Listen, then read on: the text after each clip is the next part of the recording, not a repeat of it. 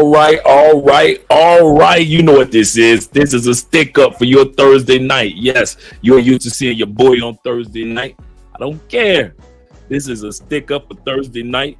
Now let me make sure I'm not freezing. Oh yeah, I am freezing. Let me change that router real quick because I want all this to be smooth for tonight. Once again, this is Andre. Love Crossing Borders. Shout out to you guys. Give me a second. I'm going to freeze one more time. Let me make sure. Yeah, I'm going to freeze one more time. I'm going to change the router, see if it works a little bit better. Give me a second. So I'm going to freeze for a second, but it'll be worth it.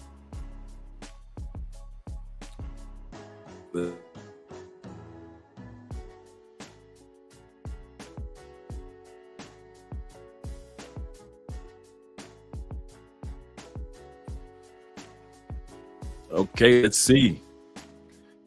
Hopefully it does.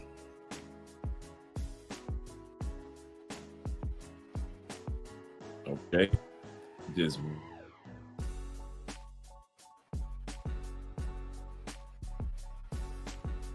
let's see.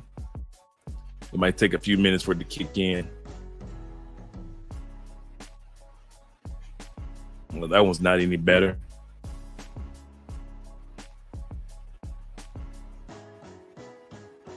Let's see about this one.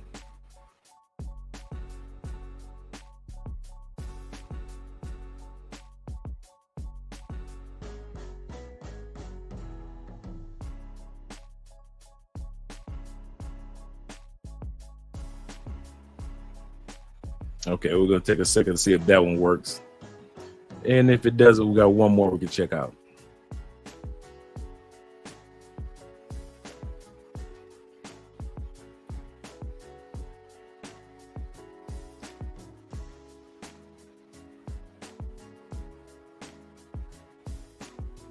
Okay, let's see if that one's working.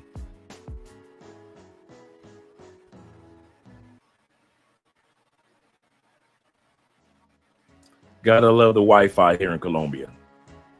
Thank you guys for your patience, by the way. Like I said, tonight's going to be a great topic. 10 reasons why it's time for you to take your passport serious. It is really that time. It really is.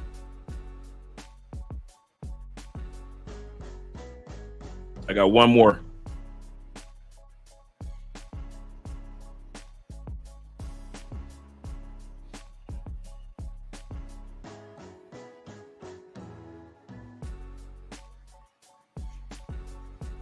So let's see if this one's working.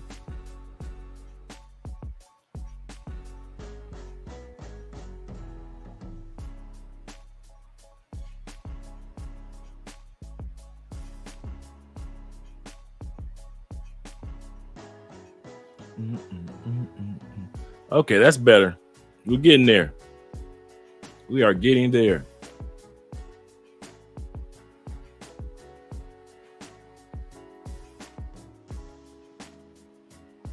Okay, there we go. There we go. How you like that new beat? I got a couple new songs down there on that tracks.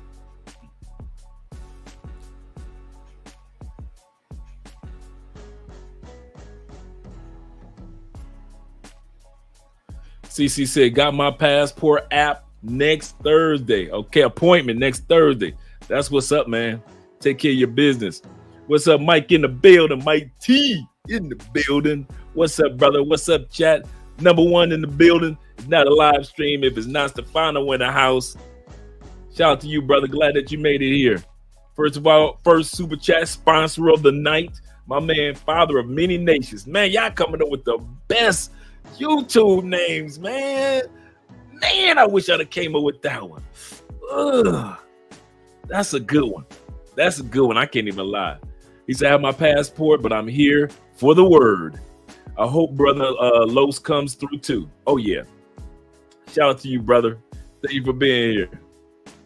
We got my man Jay Fleming. It's not a live stream. Also, if Jay is not in the building, along with Black Scorpion in the building, then my boy SSI PPI.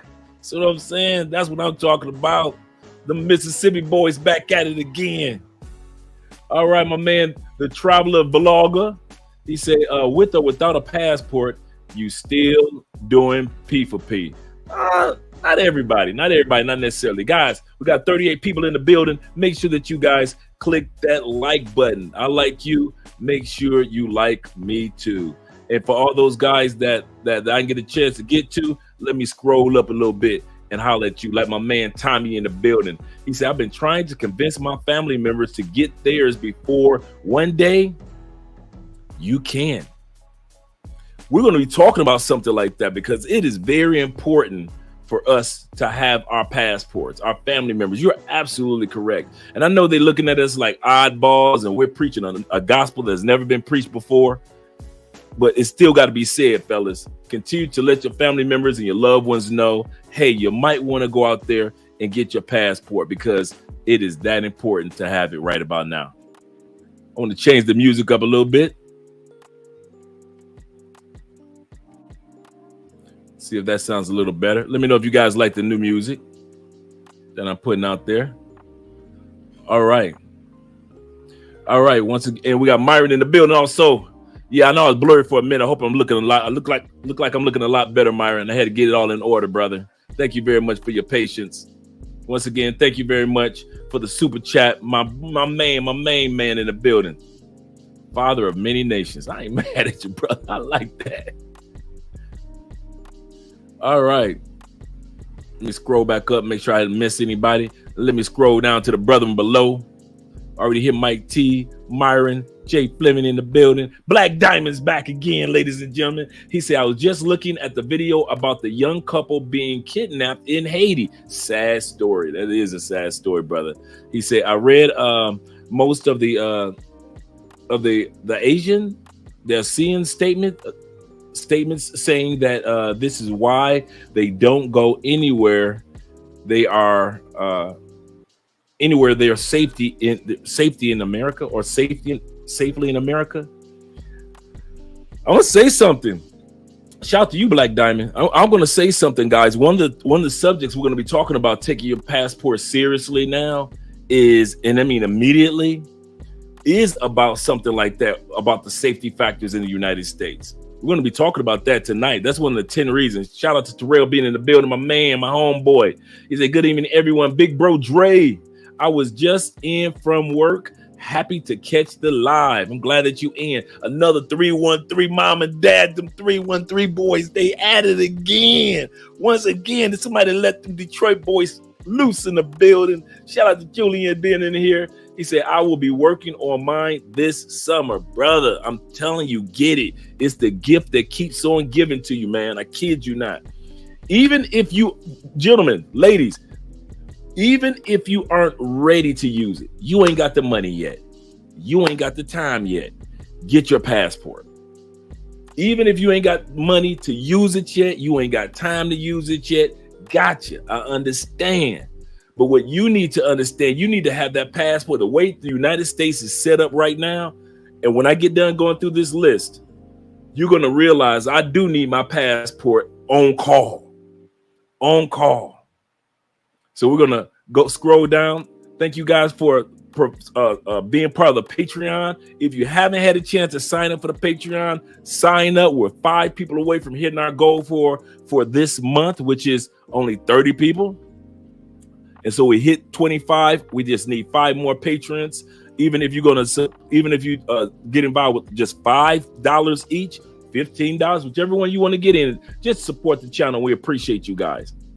All right. Once again, click that like button. There's 54 people here. I like you. Make sure you like us too. He said, my passport, that is. Yes, I definitely knew what you were talking about, brethren. All right. Israelite is in the build. Acquiring knowledge. I like that. I like that name. What's up, Drake? From the Philippines. Shout out to the Philippines, man. Listen, I'm going to tell y'all something, boy. If it wasn't for your girl in there, that's where I was on my way to. Right after Colombia. Kid you not. Mine was like, okay, Philippines number 1. My first girlfriend in life was Asian. So then Philippines, Colombia was number 1, Philippines number 2, and Japan was going to be number 3. And then I was going to just, if that didn't work out, I'll say I'm going to stop playing and I'm going straight to Africa, to the motherland. And then I'm going to find me somebody special down there. That was my blueprint. So at the end of the day, yes, shout out to the Philippines. My boys in the building once again. Them Detroit boys all over the place. Shout out, shout out.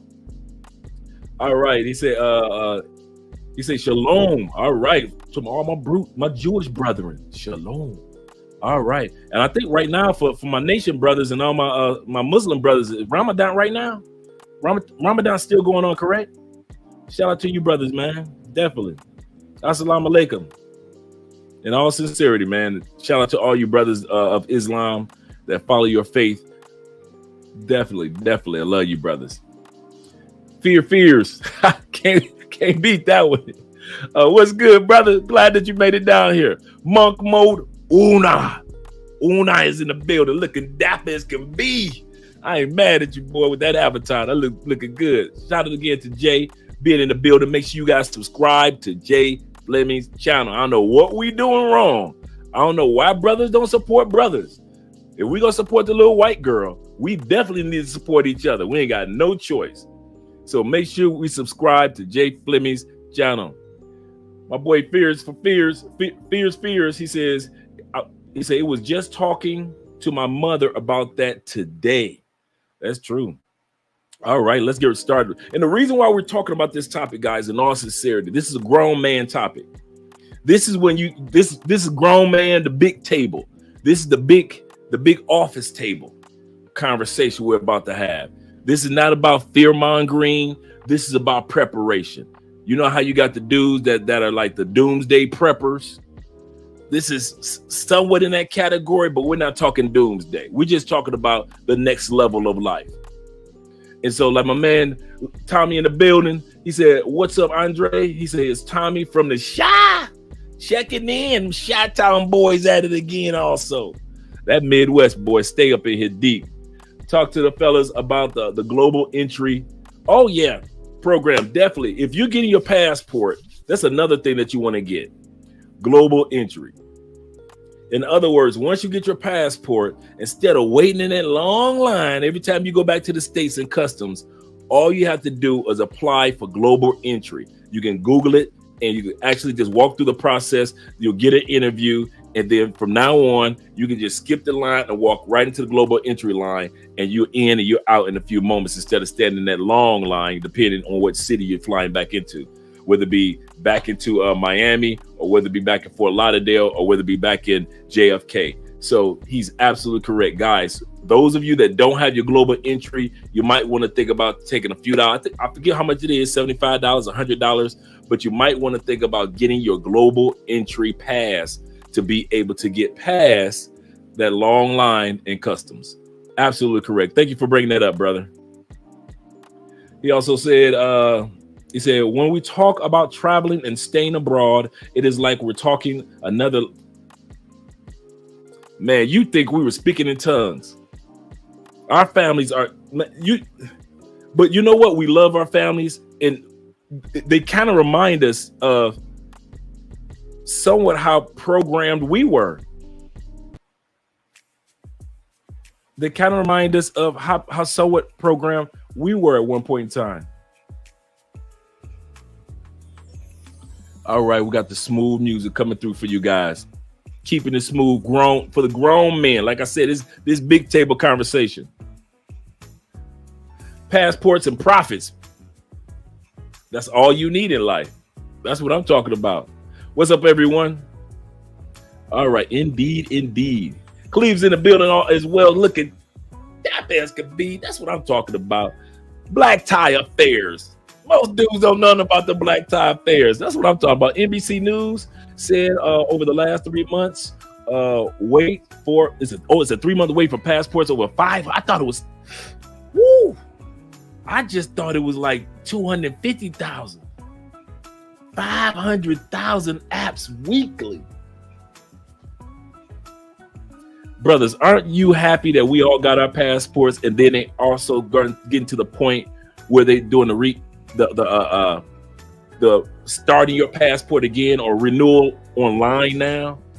Oh, goodness gracious. Shout out to the 500,000 weekly that are trying to get their passports. We're going to talk about that because in all sincerity, man, passports are not just for partying anymore. I'm going to repeat that. That music sounds good. Let me know if the music is too loud, guys, by the way, or is it just right? Because I can turn it down a little bit. But passports right now are not just for partying. Get that out your head. Those days were done. Pre-pandemic, passport was for partying. Come to Medellin, go to Thailand, it was partying. Now, passport is a tool.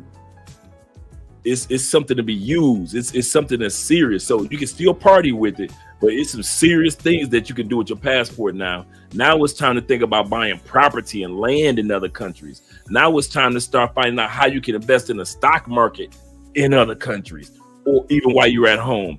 Crypto, whatever it is. Also, especially we're going to talk about this today, the currencies. It's that time. Your passport is not just for fun anymore. Those days are gone. There's some very important reasons why you need to have a passport, in other words. Father of many nations, once again, thank you very much for the super chats. Thank you, all you guys that are donate to the super chats. I'm going to make sure I hit the Cash App guys that also donate to the Cash App last week as well. Brothers, get a consultation and get in on the WhatsApp. Yes, my man, he did a consultation with us. Email us in regards to the consultation. And what will happen is, a part of the consultation, you join the WhatsApp group. Now, actually, I put you in a couple of WhatsApp groups. What's the benefits of being in a WhatsApp group? You think you get knowledge from me?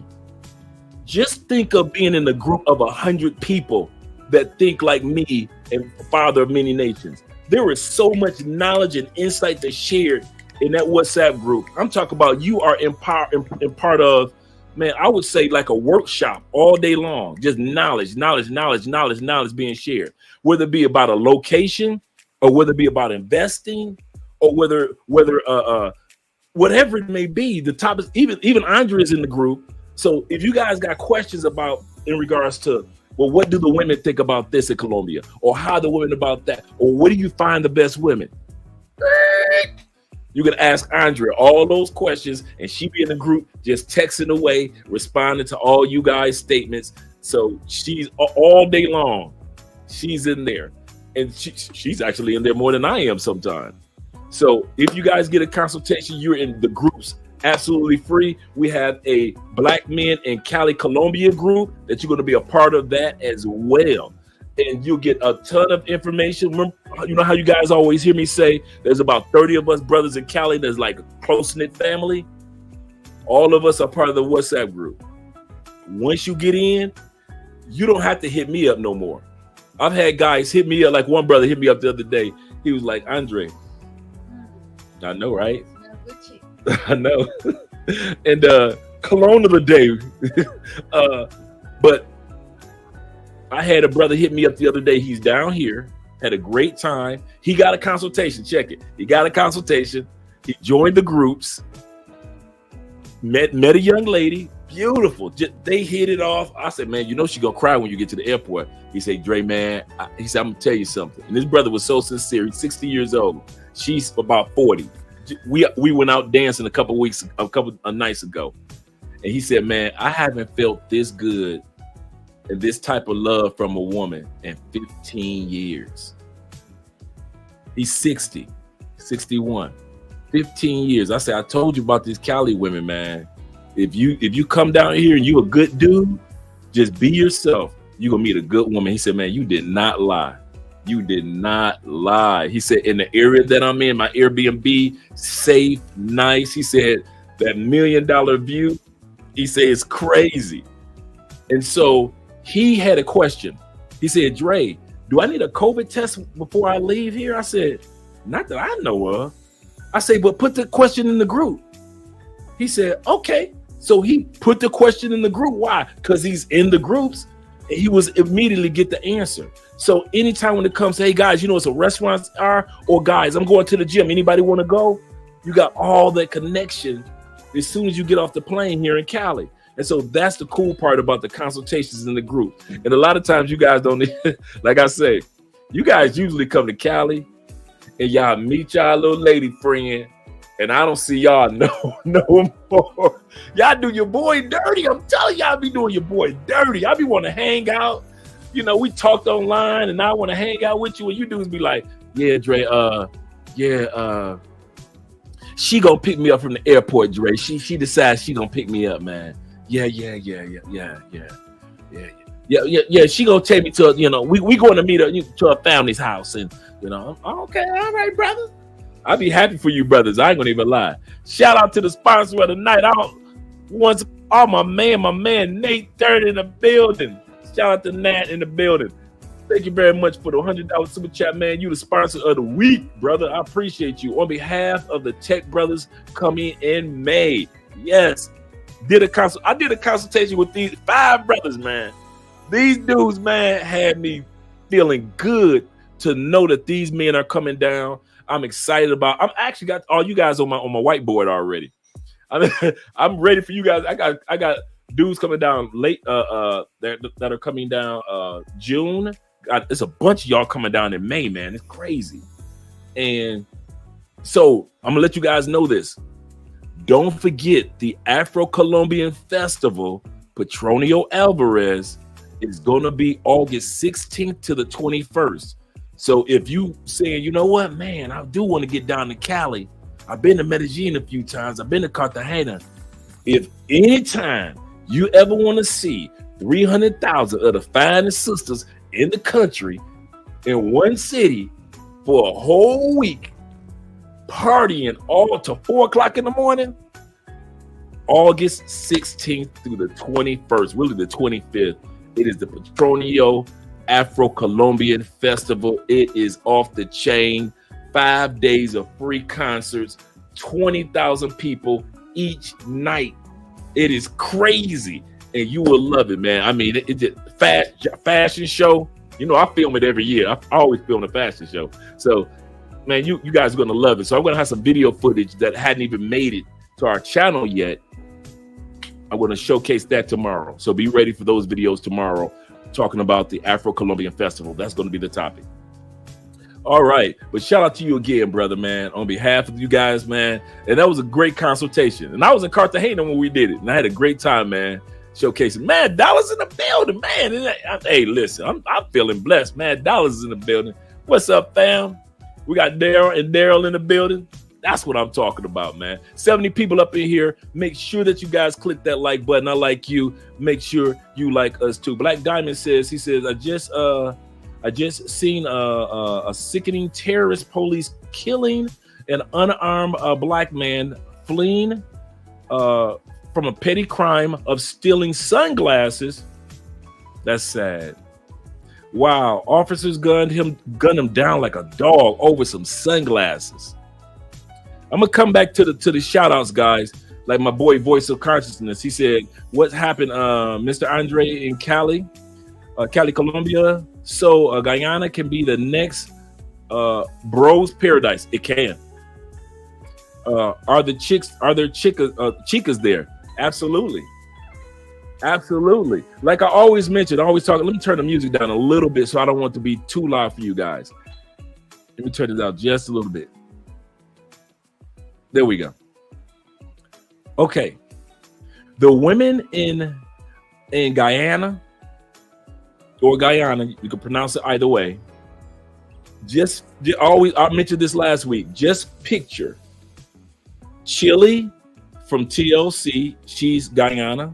Gail, the YouTuber Gail Nelson, with her soft, beautiful voice, beautiful face. And I ain't mad at her husband.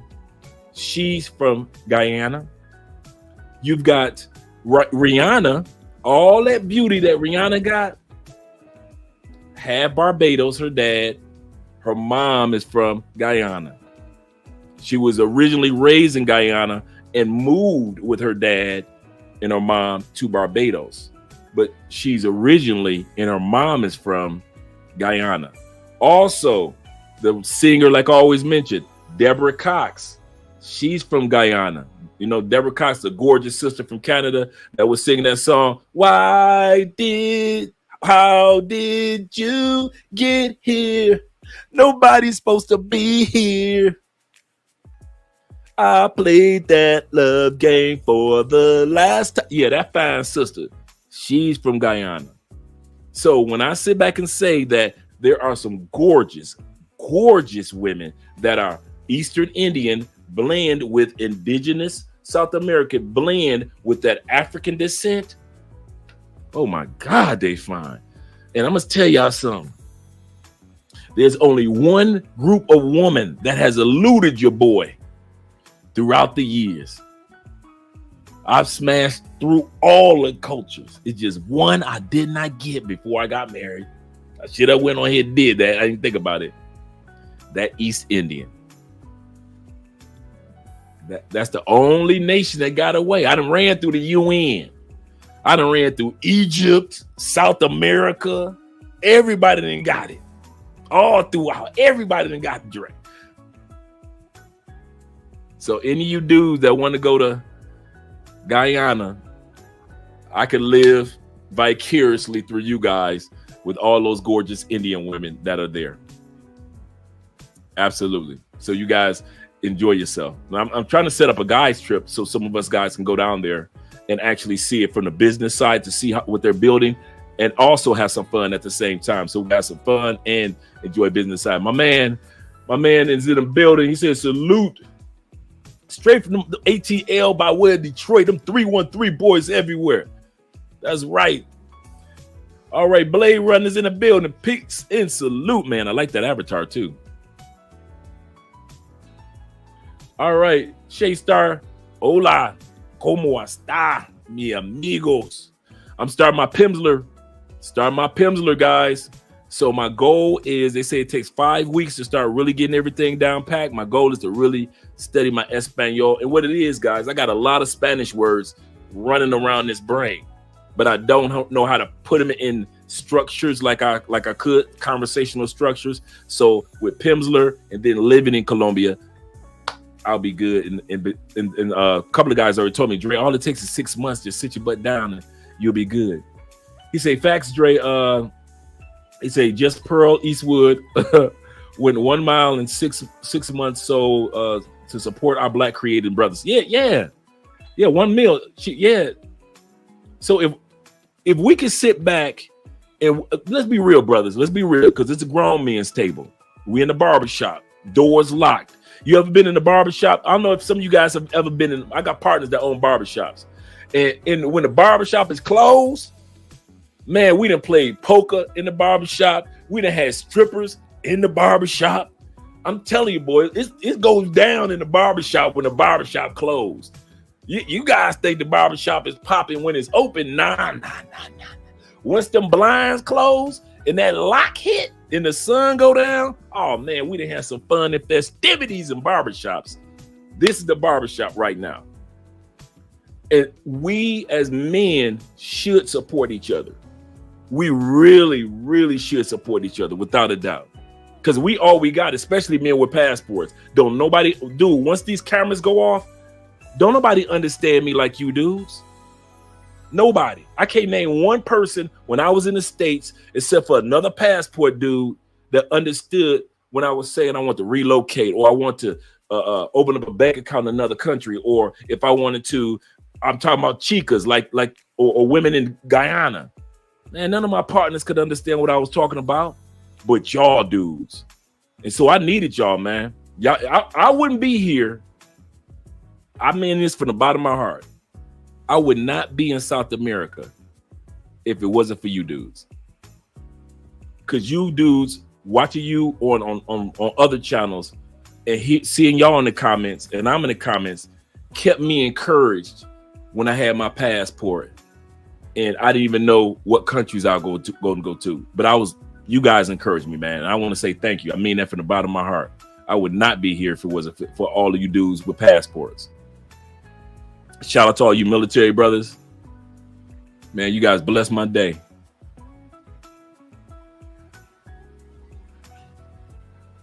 Oh, Charles in the building. Shout out to you, Charles, for being in the building. He said, Dre, tell him how going to the gym is like.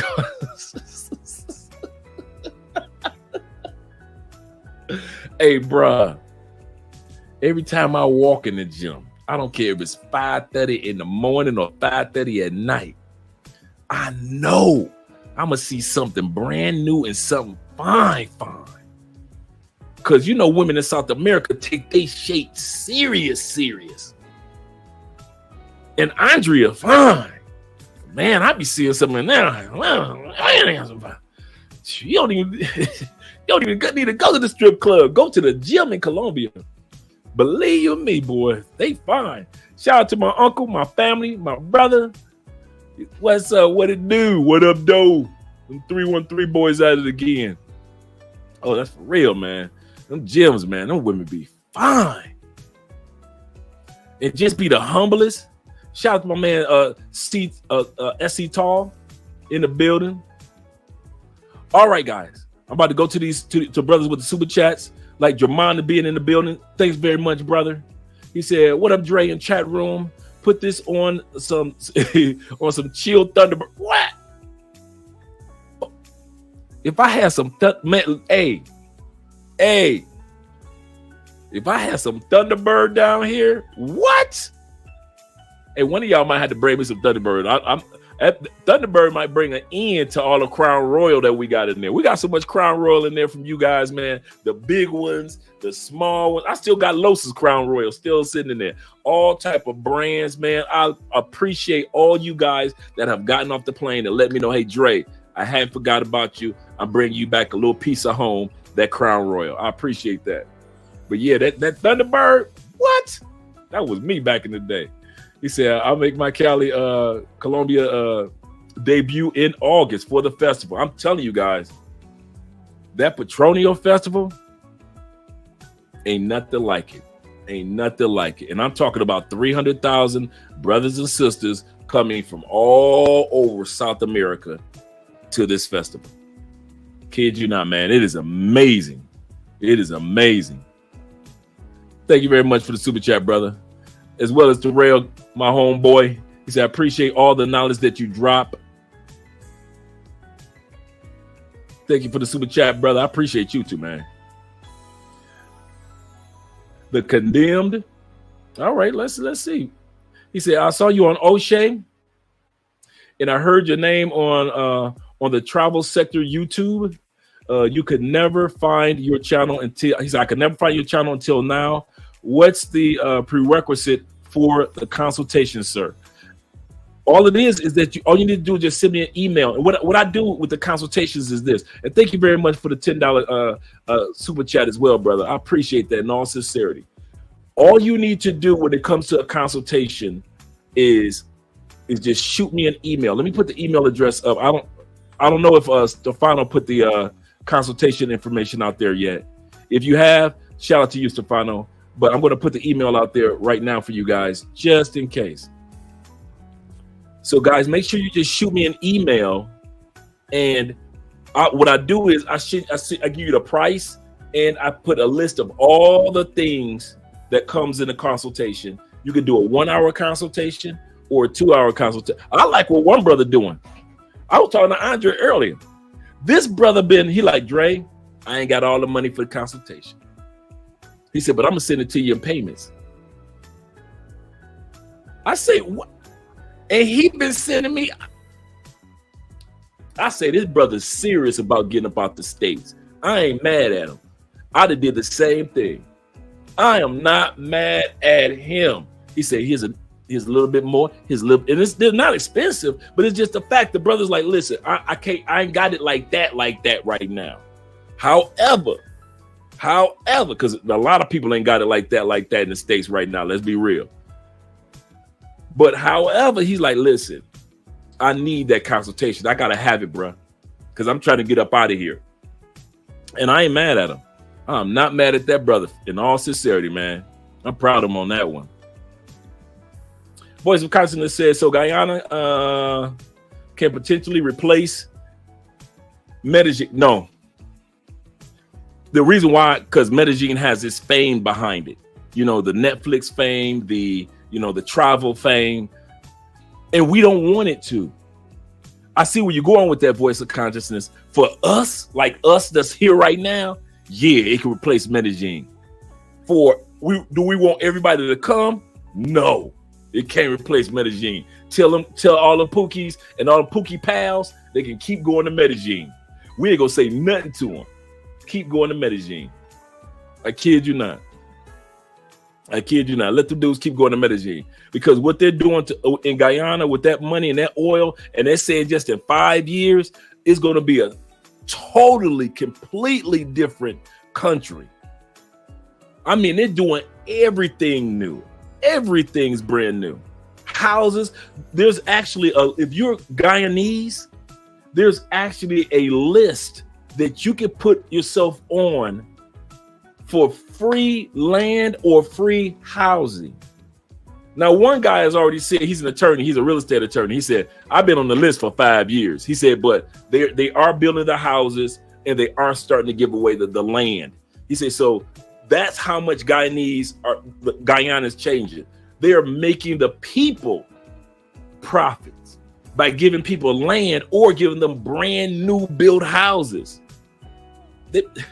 I'm telling you, boy, they about to do some big things out there, man. There's the consultation information. Thank you very much, Stefano. I appreciate you, brother. Yeah. He said, I'm going to send you an email. Okay, cool. Cool, Julian. Good looking out. Maria's in the building. And Dexter. I like that. I like the fact that they got both their names together. I appreciate that. He said, we want to plan our next exit in 5 years. We are dead serious and we are excited. I kid you not. You know me. We a couple. You always see me and Andrea. I love seeing couples as well as us individuals making the migration outside the States. I'm gonna hit these couple of super chats real quick, guys. My man Ian B in the building. What's up, family? We got 77 here, almost 80 people. Click that like button. I like you. Make sure you like us too. Thank you very much, Maria and Dexter. I appreciate both of you. Mike T, he said, those who refuse to evolve and change that mindset will get left behind. And you know what? I'm gonna tell y'all something for real. That's a good point, Mike.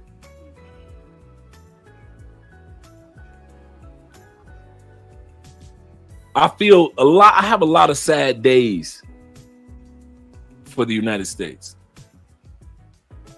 When the cameras go off, it's a lot of times, man, I have prayer for our grandmamas, our little nephews, our kids going to school. It ain't always I'm sitting here and happy, because I know that y'all still back home dealing with that mess. And sometimes it get to me. I ain't gonna even lie. This is the first time I ever said this. It really gets to me because I know that somebody's grandmama's still back home. Somebody's mom's still back home. Somebody's trying to just live a regular life back home, but the prices of everything keep going up. And then when you try to tell them, hey, there's a better life, like Maria and Dexter, there's a better life outside the United States. You get the same cup of coffee in the United States that you get outside the United States. The same Colgate that you brush your teeth with, it's the same one outside the United States. The same Dunkin' Donuts, the same Papa John, the same Domino Pizza, the same like they have here is called Home Center. It's just Home Depot and IKEA. Here they call it Price Mart. At home, it's nothing but Sam's Club and Costco. It's actually owned by Costco. Y'all got Dollar Tree, we got Dollar City. It's literally the same building, the same setup, everything. You know it's the same franchise that owns it. Why am I saying this? I still get sad at the fact that even though you can get all the same things so inexpensive, outside the United States, it's just like Mike is saying. There are people out there that refuse to evolve and change. And y'all hoping that the United States is going to go back to the way it was before the pandemic. Brothers, sisters, I've done so much homework and research for our other channel, Mostly Money, on politics and what's going on in the world, especially the United States. Your old dollar and what it was worth, it's never going to be that again. The way that the world is structuring itself and resetting itself, the US dollar, as far as living in the US, never again. Those days are done. When the dollar was worth $1.15, those days are done. Done. Shout out to Brooklyn Tall in the building. Hey, we need to get together, Brooklyn Tall. I want to interview you, brother. Do me a favor, Brooklyn. Send me an email. He said, Jim the Guyana, also nice, a nice scenic view. We need to talk, man, because Brooklyn, this is true Guyanese right here. This is true, brother. This, like in the last live stream he was in, he was saying, hey, listen, my family told me, hey, you need to get down here and buy up some of this land, man. You need to get on down here and stop playing. So I want to interview you, brother. I really want to do an in-depth interview with you. So do me a favor, shoot me an email so we can schedule your time, because I don't want to interrupt what another man's time is. But I would love to interview you in regards to the things that you saw when you went back home in Guyana and confirm some of the things that we've been talking about here. Because it's one thing for me to say the stats and the facts and the information, but it's another thing for somebody to be boots on the ground and confirm everything that I'm talking about, just like when you were confirming some of the things that we talked about before. So shout out to you, man. Shout out to you. And thank you for the super chat. All right, once again in the building, super sticker. Just for the love of the game, I appreciate you. We got 84 in the building. Please, guys, click that like button. I like you. Make sure you like us too. All right, let's get ready to get started with the topic for tonight, in all sincerity. The topic for tonight is this: playtime with your passport. It's done. Done. And I mean for you to take this really, really grown folks at the table serious. And I'm gonna give you 10 reasons why it's done. The first reason is you're living in a country where these mass deletions are taking place in a record number for the last 5 years, other than 2020, because everybody was locked up indoors.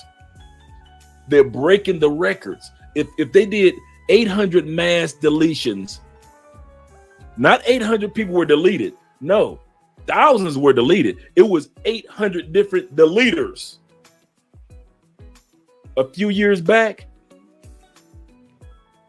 every year, the record has been broken.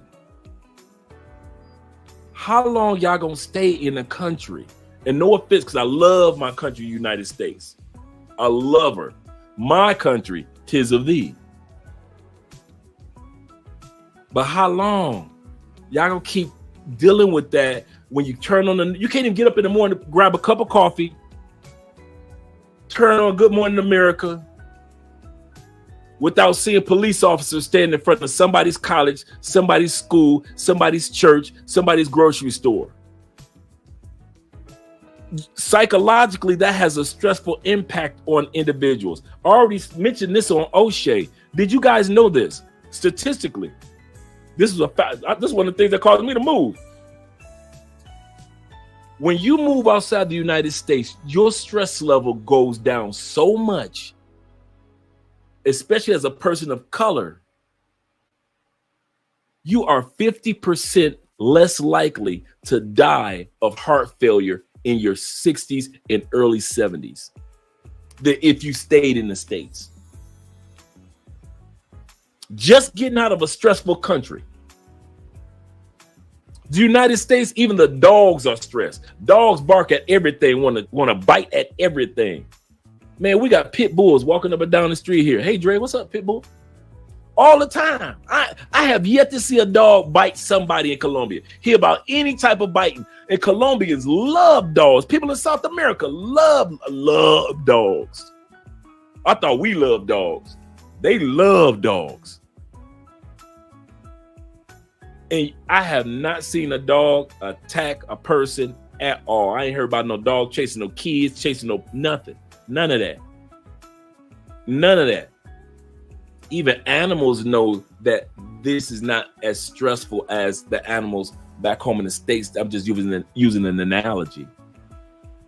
One of the signs that it's time for you to be serious about your passport, it's only going to get worse. And why be in the country where you got to worry about if you could go to your church, to your mosque, to your synagogue, to Target, to Walmart? Where is it safe?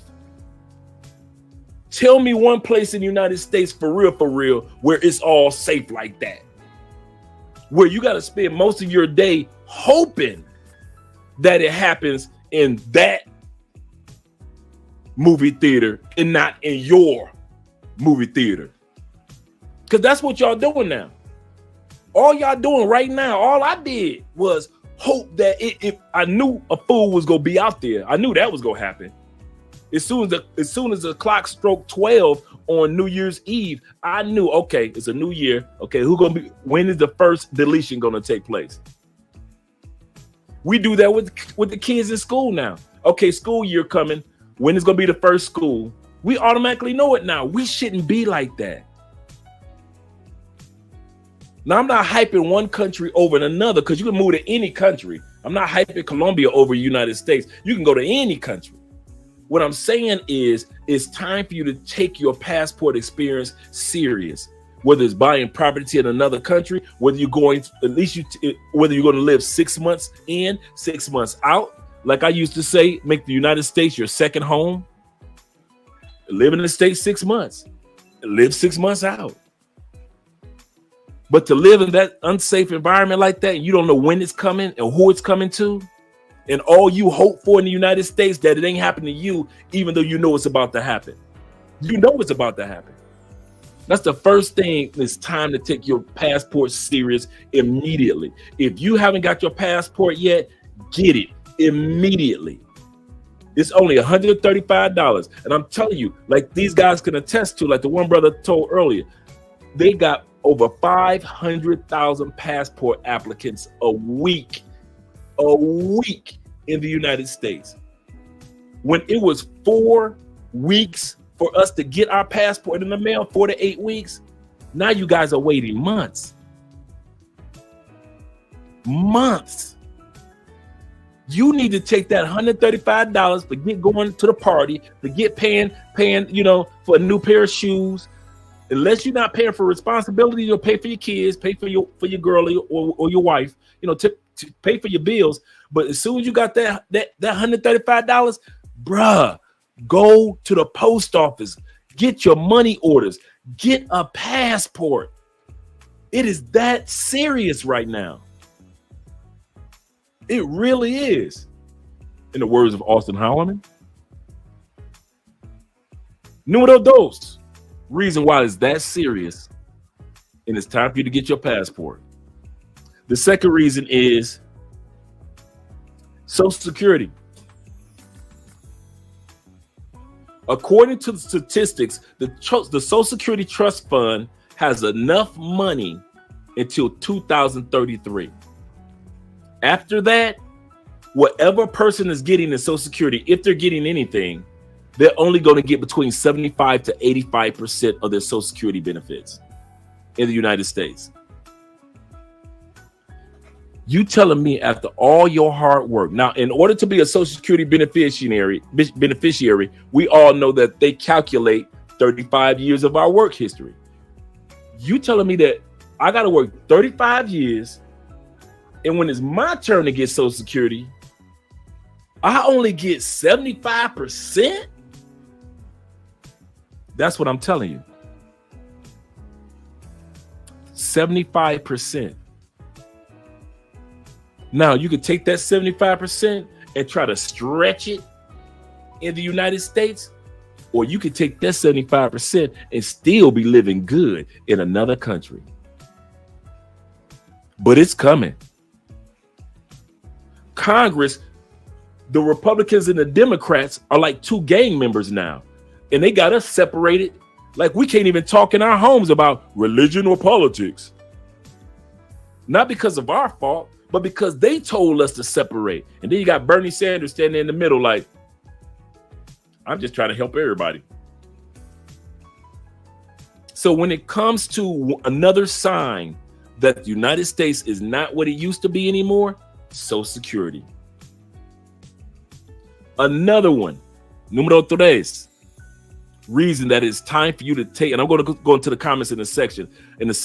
It's reason for you to take your passport serious, and I mean serious. Those banks that are shutting down, there's more to come. Don't think the three major banks that shut down, like Silicon Valley Bank, that bank that shut down, then the top bank in Switzerland that just shut down. These are just going to be the only ones. You do realize I got something for you. In the last 5 years, in the United States, over 1,600 local bank branches has closed. There are over 6 million Americans right now that have no access to a bank within a 50-mile radius of their home. Like I said, this is not gloom and doom. We're talking just at the table. We're at the office table. We're having a big meeting. This is not gloom and doom looking down on the United States. Don't get me wrong with that. I'm just giving you facts so you realize my passport is valuable.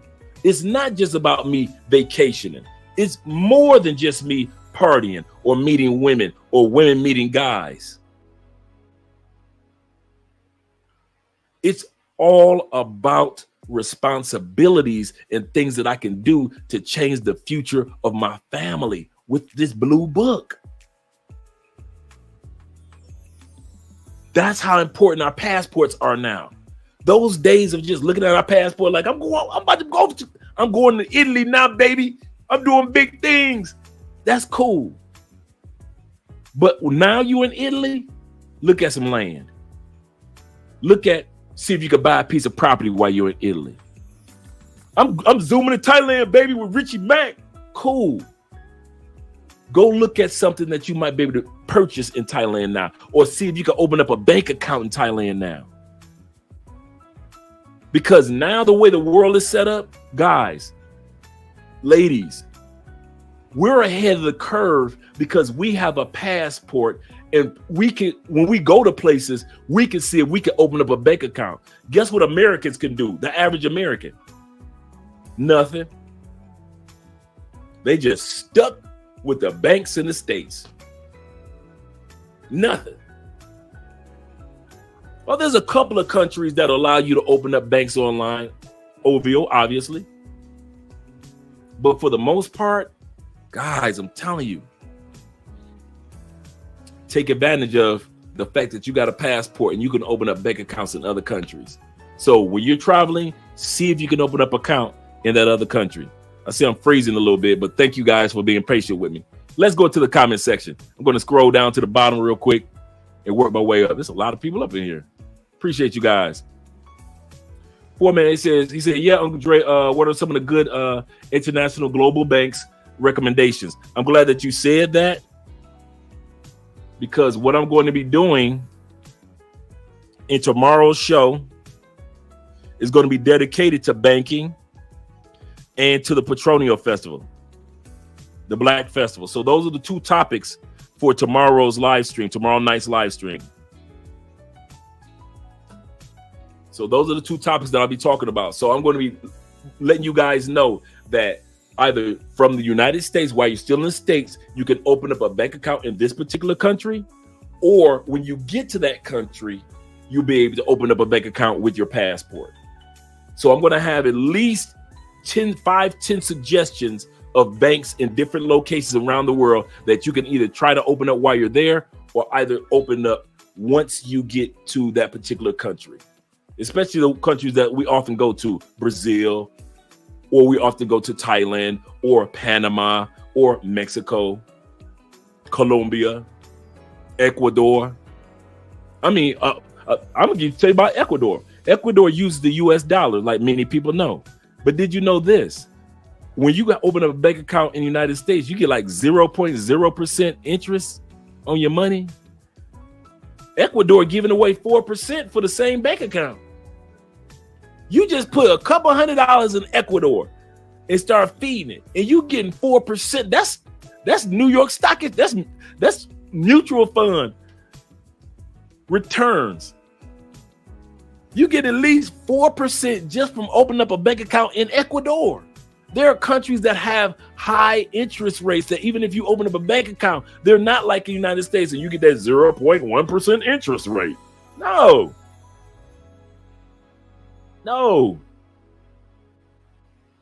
So we're going to talk about those two topics tomorrow. Mad Dollar says, he said, treat America as a corporation. Please do, people. Absolutely correct, Mad Dollars. Make money, as Dre has told you before. Make money there and invest in countries you desire to live in. Who does that? Who makes money in the United States and invests it in the country they desire to live in? Y'all ready for the answer? Foreigners. Foreigners will come on, y'all. Am I lying? Come on, New York, stand up. They will come to America, start with a mediocre job or career. We're sending money back home, and everybody thinking they're sending money back home to grandma and granddad and all them, and just, and they might be sending some, and all of a sudden, 15 years later, 20 years later, we going back to DR. We're going back to Mexico. We decide we're going to go back to Colombia. We're moving back to Italy. Why? They own like so many acres of land. They purchased Andrea family. Every single one of the ladies in Andrea's family, I kid you not, that live outside the United States, that live outside Colombia, whether it be in the States or whether it be in Europe. All of them own at least 3 properties here. Guess what all of them plan on doing? Coming back to Colombia. Foreign people know how to do. They've been doing that for years. Go to America, take American dollars, ship it back home. Asian people do it. Ship it back home. Stack up, got a nice, beautiful home, own land, investments back home. And as soon as they're done with the United States, they have to do 2 things. If they opened up a business, they leave it to the next generation and they fly back home. Or if it was a career, well, I made all my money, sayonara America, and they head on back home. People from other countries been doing it for years. Move to America, treat it like it is a corporation. I'm going to say this again because I always say this. He's absolutely correct. America has not been a country for years. I'll say this again. I love America. But America, brothers, sisters, stop it. Stop it with the flag waving and all that. It is a corporation. It is a place where you make, stack, invest your money for yourself and your family. And then you start to send money to the country or put money to the side in a bank account for the country that you want to move to over time, whether it be 5 years or 15 years. Do not keep treating the United. That's why most U.S. citizens ain't got, because they convinced us to treat my country, 'tis of thee. We still fall for that. While the rich, forgive me for freezing, guys. While the rich, what do? And even a person that's foreign, what do? The same thing that the mega rich do. They make their money in the United States, and they do like Tina Turner did. Leonardo DiCaprio, Johnny Depp, Diana Ross, Michael Jackson, all those people that you guys saw in my intro, James Baldwin, all those people, famous people, what they all have in common for the most part, made their money in the United States and got the hell out. Madonna got the hell out. Eve, the rapper, say what you want about Eve. She married a white dude in another country. She got the hell out. You got some rappers that you hadn't seen in years. You know why? They say, man, listen, I'm still touring in Europe. I can't sell nothing. My songs don't mean nothing in the United States no more. My songs are throwbacks in Europe. I can't stay off a stage in Europe. So you got a lot of rappers and MCs from back in the day that you don't see no more. They must be broke. Nope, they in Europe, balling. In Asia, balling. R&B groups from back in the day, SOS Band, all in Europe, balling. Frankie Beverly and Maze in Europe, and then they'll come back to the States, but then they hear right on back. The Whispers in Europe. Everybody knows to treat the United States like a corporation except Americans. We the only ones that want to keep on pretending like the United States is a country. No, the hell it ain't. It was established as a corporation. When the Brits sent those pilgrims over, they weren't sit back and say because of their religious beliefs. No, they were sending them over to survey the land, see how they could make some money off of it. It was established as a corporation. When George Washington and all of those in the Civil War, that we're fighting for our freedom, the freedom to make money, the freedom to run things. And they took over the cotton industry from Russia. Do your homework. Russia was number one in the world for cotton. SOS Band, shout out to them. Russia was number one for years in textile and cotton. And when Russia fell off, guess who stepped in like that with Jay-Z after Biggie died? United States. We'll take over cotton. We'll do it. And that's how America took over when it came to cotton. And then with the cotton money, they used for banking. And then they took over the banking industries globally. Next one. Number 4. Number 4 is this. Reason why you need to take your passport serious. Did you know this? And you can look it up. You can look it up. Most bank account deposits are not, and I'll say this, are not covered by FDIC. 85% of all bank accounts in the United States are not covered by FDIC. That's Yoshi, including Yoshi. Yeah. Y'all didn't know that one, did you? 85%.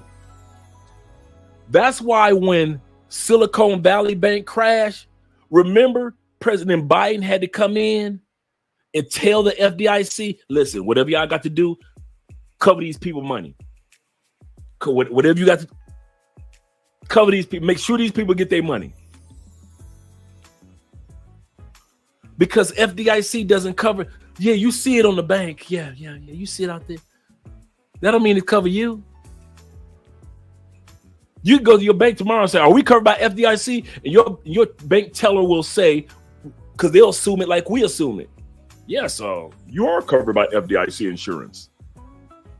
I got to get the link because I used to have the link to where you go to confirm that your bank is FDIC covered completely. There's a website that you go to. But at the end of the day, guys, I kid you not, 85% of all American bank accounts are not covered by FDIC insurance, especially regional banks. I hate to put it like that, but it's true. I'm going to go to the comments section before I hit another one. I'm going to hit another one before I hit the comment section. In other words, the other one, we're going to go through the list of 10. Medicare and Medicaid is scheduled to run short 2026.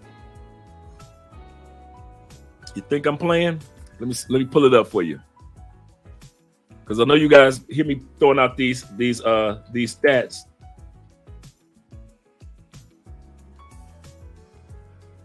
You guys are like, man, he just talking to be talking. Let me make sure I got this. Yep, there we go. There we go.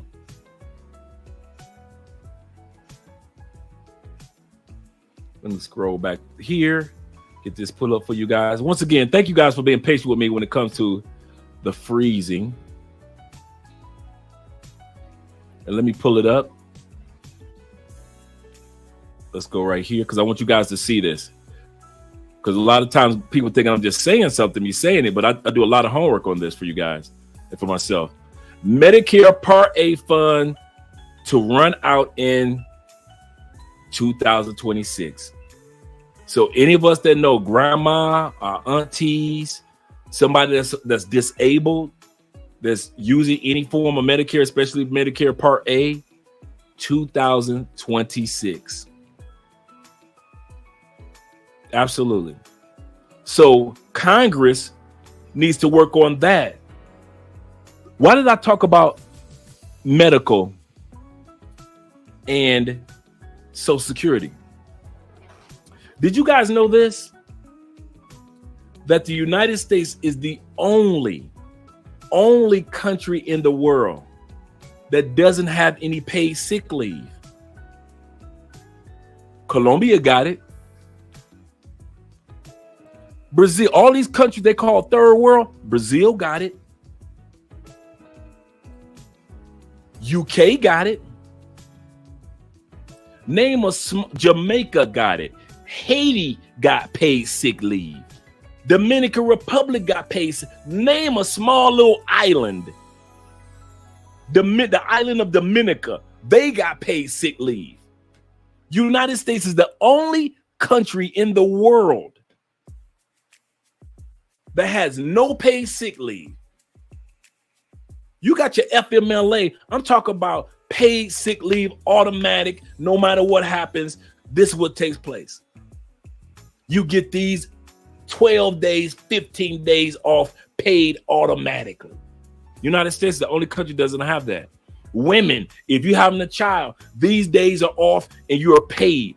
Women don't have that in the United States. Paid sick leave for having children. Only the United States. But when you use your passport, all of a sudden you realize, if we decide to have a child, my woman can have paid sick leave if we're working in that particular country. If we decide to move to that country, the medical expenses and the insurance is so inexpensive, I don't have to worry about if Medicare runs out or Medicaid runs out. Because the cost, me and Andrea, I always mention this to you guys. Me and Andrea pay $100 a month for the top-notch insurance. I'm talking about house calls. We do house calls in this house. Yes. $100 a month. Our copay, 84 cents. I could go to the house. I could chop this thing off and go to the hospital, and it's 84 cents copay for them to sew it back on. They ain't sewing arms back on in the United States for 84 cents. And like I mentioned before, if Andrea and I have 10 kids, guess what our insurance is? $100. Doesn't even go up. It is what it is for L.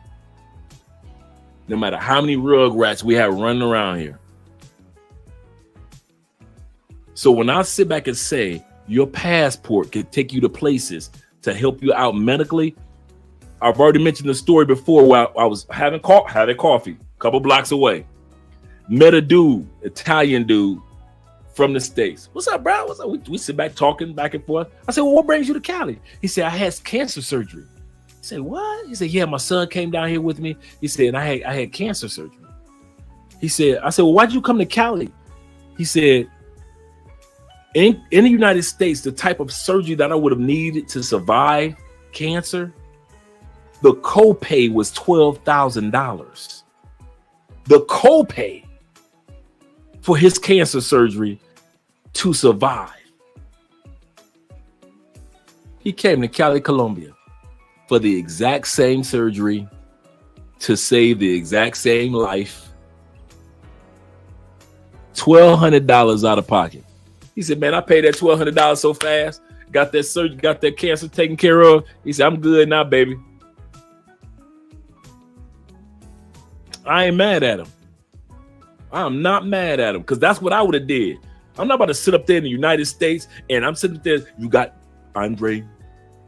You have a terminal disease that we can't cure unless we do surgery. Well, how much is the surgery? It's going to be $115,000 in all outside of your meds. And I could come to Colombia or Brazil or even Cuba, wherever, and get the surgery at a fraction of the price because I got a passport.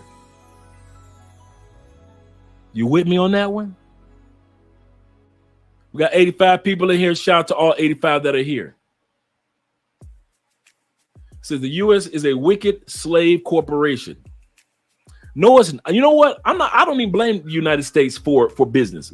Many of us are business people, business minded. In the United States, we accept what we accept. I'll say that again. Remember how I always throw the stat out there? 72% of all Americans will live and pass on within a 50-mile radius of the hospital in which they were born. This survey was done by U-Haul. If anybody know how we move or when we don't move, it's U-Haul. Can we agree on that? 72% of us ain't going no damn where.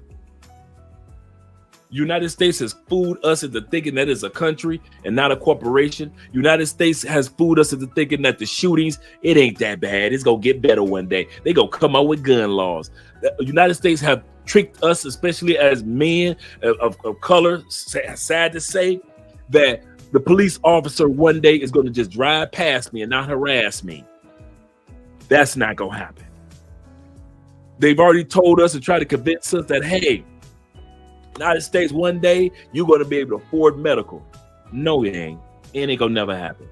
This inflation going to go down. No, they're going to get you comfortable with the price that you're paying for eggs and milk and everything else. That's why they're leaving it up there. Because all they're waiting for you to do is stop complaining and jump on board and get comfortable with it. See, right now, everybody fussing about the prices. But you notice they ain't doing nothing about the prices. They're just letting you complain.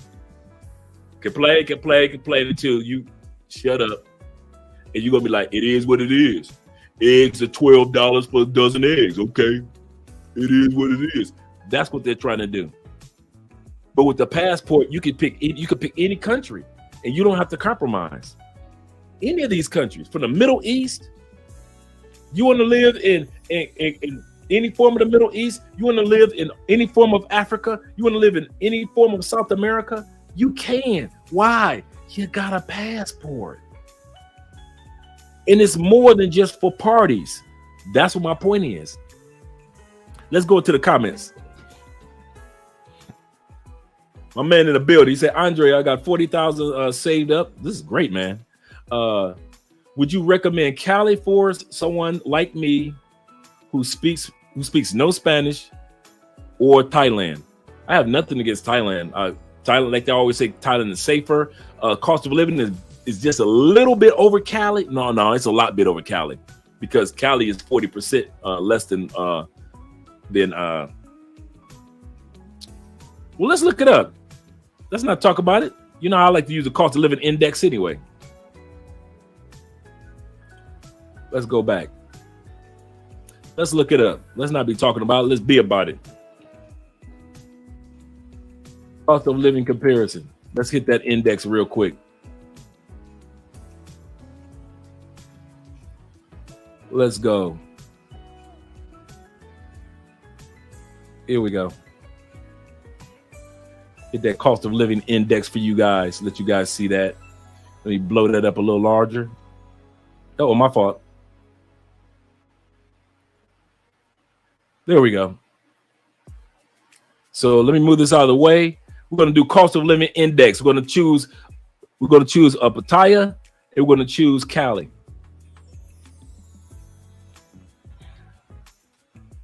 Or Pattaya,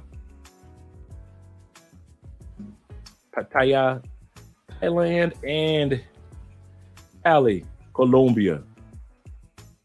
We're going to do a comparison right now. For a man with $40,000. All right. Right now, it says with the cost of living, hope you guys can see this. Cost of living index says, and this is updated. It says that right now, consumer price index says that Cali, Colombia is almost 34.5% lower than Pattaya without the rent. With the rent included, it's 39% lower. The rent prices in Pattaya are 54.4% higher. Restaurant prices are 28% higher than Cali's. Groceries, you go to the grocery store, well, you better in Pattaya, you better be ready to pay 41% higher for groceries.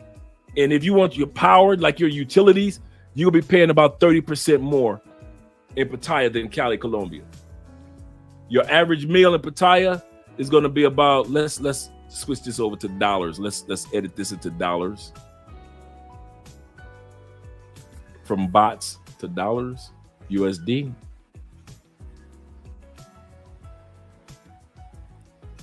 All right, let's see how it works now.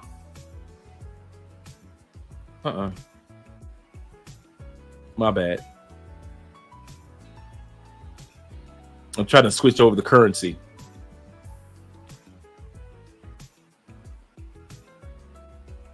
Okay. Oh, it didn't switch for me.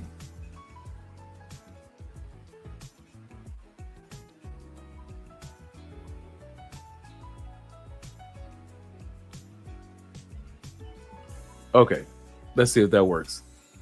Refresh.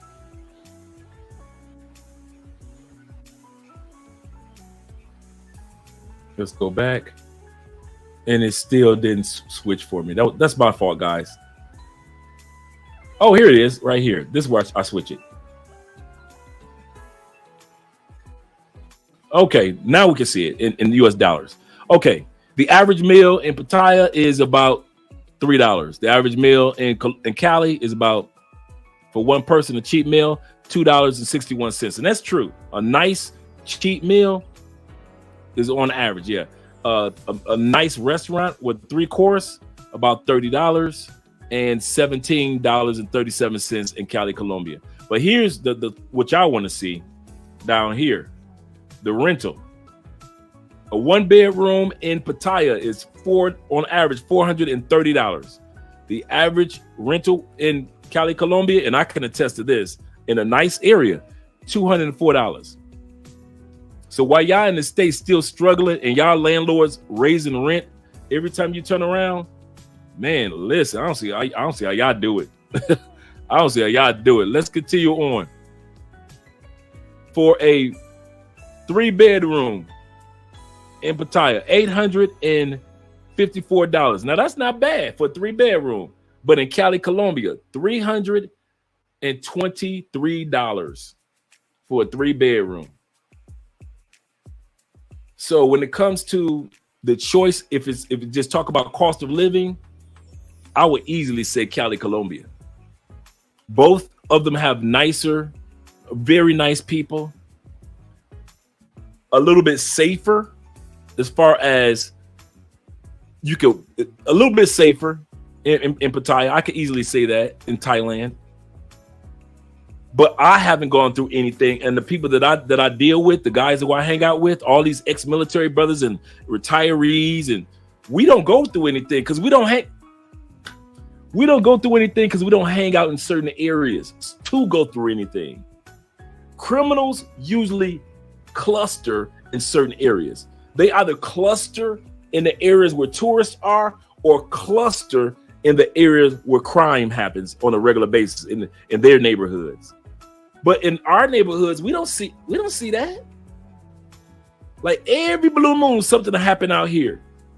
But in the suburb area of Cali, we don't go through. That's the east side. That's the east side. We don't go through none of that over here. Shout out to my brother in the building. He says, oh, that's just for the love of the game, Deshaun. That's for the love of the game. Mr. Coleman, thank you very much, brother. Hey, I like that jacket, man, while you playing, man. I like that jacket. That's fly. Yeah. So you have the choices, but check it out. Either way, you still get a bang for your buck no matter where you are. I like South America because of the proximity to the United States. Many of us still got family and friends that we care about, and we still got business to take care of in the States. So to just be 3 hours away, boom, I'm good. Compared to if something happens to a family member and I'm in Thailand, ugh, and I'm from New York. It's one thing to be from LA or from Texas, and you can fly from Thailand. It's not as far, but if you're coming from LA, you coming from Philly, and you coming from Detroit, that's a long flight to get to Thailand or to get back for family emergencies. So I kind of like South America, Central America, just for the proximity of family. If an emergency happened or if I got business to take care of in the States, I can shoot to the States real quick. I already told y'all the last time I was in the States, I was only there 2 days. Went there, go see my uncle Ghostface, Jeffrey, and came right back. Came right back. So, okay, he said, why don't you tell young men to take his English talent to God? That's true. That's true. He could also go to Guyana. Remember, guys, Guyana is the only English-speaking country in South America. And now they have a Caribbean accent, but speak regular English. Is their first language. It's the only English-speaking one. South America has 12 countries. Out of the 12, Guyana is the only one that speaks English.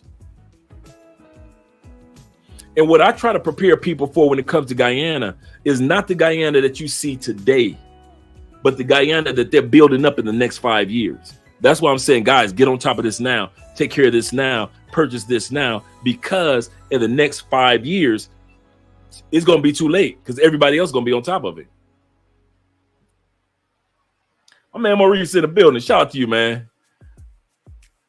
He said, what website was that? Oh, this one is, I'm going to give you guys this website right now. It's the cost of living index website. It's a long title, but I'm about to put it in the comment section so you guys can use it. And whenever I do consultations in regards to comparing, you compare any city in the world, any city for the most part, and they always update it. So it's never old information. So it's a cost comparison website, and you just compare the cost. And remember how I went on. I want you guys to see this real quick again. Remember when I needed to change the currency, I went right here on the side right here. So this is the basic information. But then right here is the currency. So, oh, my fault. You guys can see that. Let me move that out of the way. Right here is the currency. Right in this area. So you can change to any currency you want. And so you'll be able to see that in dollars over here, as well as the baht or the peso. Take advantage of it, man. You guys can use it right now and just find out information on comparing countries and cities, the cost of living. If you want to go to Lisbon, Portugal, and you say, well, how much would it be in Lisbon compared to maybe somewhere in France or Italy? You might not want to go to Paris right now, but you shouldn't have to beg anyone to leave a burning house. If that's not wisdom, Black Diamond, I don't know what it is. But you know what? You do. You do. as I mentioned a lot of times in the book Plato's Republic, he said that if you raise a people in darkness their whole life, and if a few of them, in the book he says this, he said, if a few of them actually make it out of the cave of darkness, the light of knowledge will blind them and they will scurry back into the darkness. That's a cold line. The light of knowledge will blind them so much they would scurry back into the darkness. That's crazy. But that's what most people back home do. We think our country is you can't tell us about our country. But guess what? The government don't tell you anything about other countries either. When the last time you saw a passport commercial?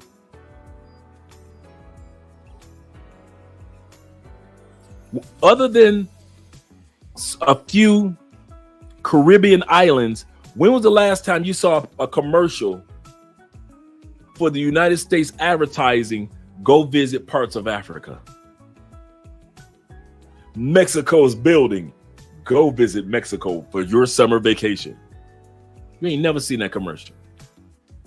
I've been here in Colombia. They always putting out commercials. Go to Disney, go to LA, go to this, go. They always pushing out commercials about going to the United States, but you ain't never seen United States push out a commercial saying go to another country. Never. They don't even tell you to go to Canada. Visit Canada. It's a great place to enjoy the waterfalls. Nothing. Something else? Some more coffee? Thank you, babe. Yeah, that's true story. They always show Disney World in the channels. Yeah, Andre said they always show the Disney on the commercials. Always. Shout out. We got 90 people in the live stream. Make sure you guys click that like button. I like you. Make sure you like us too. Thank you guys for being patient with us when it freezes as well. I'm going to scroll up. He says, I'm going to be in the commercial for Africa because that's where I'm going to game. He said, that's where I'm game first. Let me scroll up a little bit, then I'm going to come back down, guys, because I want to hear what you guys have to say in the comment section up top too. Hey, Zeus in the building. Shout out to you guys. Oh yeah, man, I'm so proud of the rapper Chameleon there too.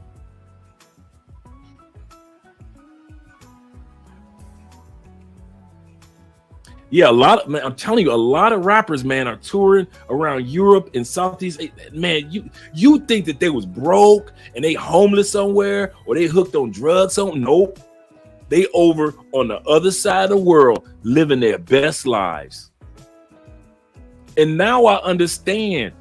When Usher goes to Morocco or when Lil Wayne goes to Dubai. I get it now. I get it.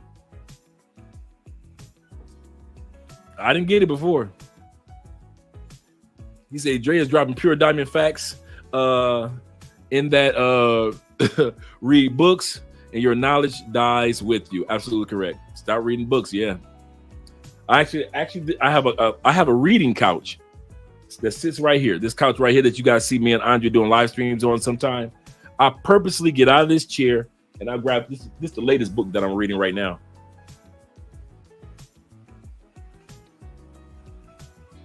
So this is my latest one. And I just started. I should have really hit it. But my goal is 10 pages a day. And I'll sit there. I'll read. That's my meditation. That's what I do. My prayers there. All those things. So yeah, you got to get your read. True leader is a true reader. Got to be reading, man. Got to read something.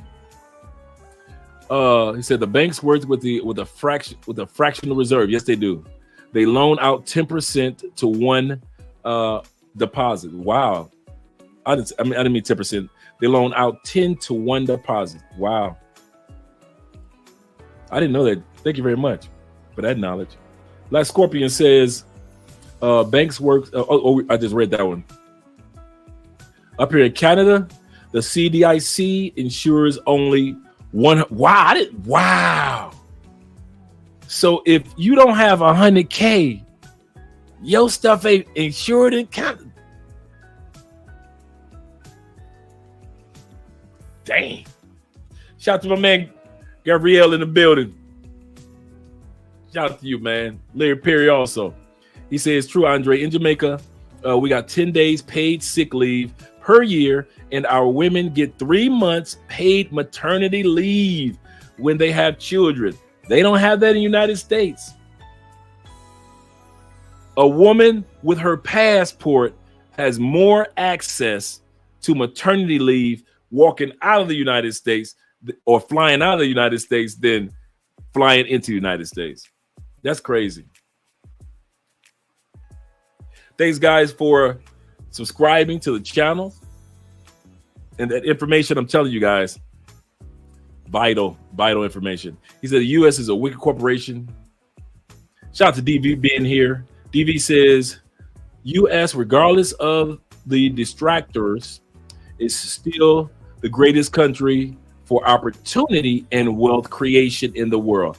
I will give you that for now. I truly believe in the American dream. Many of us are results of the American dream. We've seen people go from living in their cars to being movie stars.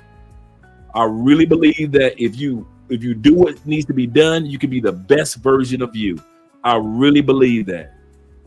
I'm not taking that away from America. What I'm saying is there are some other factors that are interrupting the value of our dollar that we need to take consideration. For example, the deficit. United States has already overran our deficit on January 19th. You can look it up. January 19th, we went over our deficit. In other words, our federal budget right now, literally, I kid you not. Our Secretary of State, Janet Yellen. Janet Yellen is literally robbing Peter to pay Paul with the federal budget. She's taking money out of here, put it over there. Money that would usually be here, go right now. Any of you guys that are federal contractors, you're getting your money because Janet took money from here and put it over there. We literally have no federal budget right now. They've been arguing over this since September. September 1st was in October. Actually, October 1st is supposed to be the beginning of our federal budget every year. Dudes, it's March. And they're still arguing over the federal budget. Here's a kicker. The United States, with all this shuffling around that Janet Yellen is doing, you can look this up too. We've got just enough money until the first week of June. Once the second week of June comes, United States automatically goes into default. In other words, our credit, even though most of what we owe is to ourselves, but our credit rating around the world drops from A+. That means you think they're going through layoffs because of the Fed is raising interest rates. Wait until June, the first week of June, and they didn't come to a decision on our federal budget. The dollar value plummets. Massive unemployment because companies cannot afford to keep employees. So many companies are going to shut down. Federal contractors don't get paid. There is no money. There is no money. Now, we've never gone into default. That's the fortunate part. But the Republicans and the Democrats are being so ornery. That's what's making it scary. Like, man, we might, June ain't too far away, guys. Y'all sure y'all want to keep arguing like that? That's another thing that makes you say, dude, let me go ahead and get my passport, because these Democrats and Republicans, they playing with my money. They playing with my time. They playing with my job. So let me go and get my passport just in case I need to start looking at some other countries and start making money online and getting the heck up out of here. Because I'm telling you guys, it is that serious. And like I said, I'm not doing the gloom and doom thing. It's not gloom and doom, but I'm trying to let you celebrate. That's what I'm trying to do. I'm trying to get you to celebrate that you have a passport and it could do more for you than just partying and having fun and vacationing. All that is cool, but celebrate the fact that you are one of the few people in the United States that has your passport or are applying for your passport or are considering your passport, that you can do so many other things that can have a great impact for you and your family. So hats off to all of us that are thinking about our passports or have our passports. He said, I read that one, my bad. I suggest that people stop buying eggs from stores and they buy them from the farmers markets. That's true. It's cheaper. Absolutely correct. Research it, brothers. Absolutely correct. Man, y'all paying like crazy for eggs. Ugh.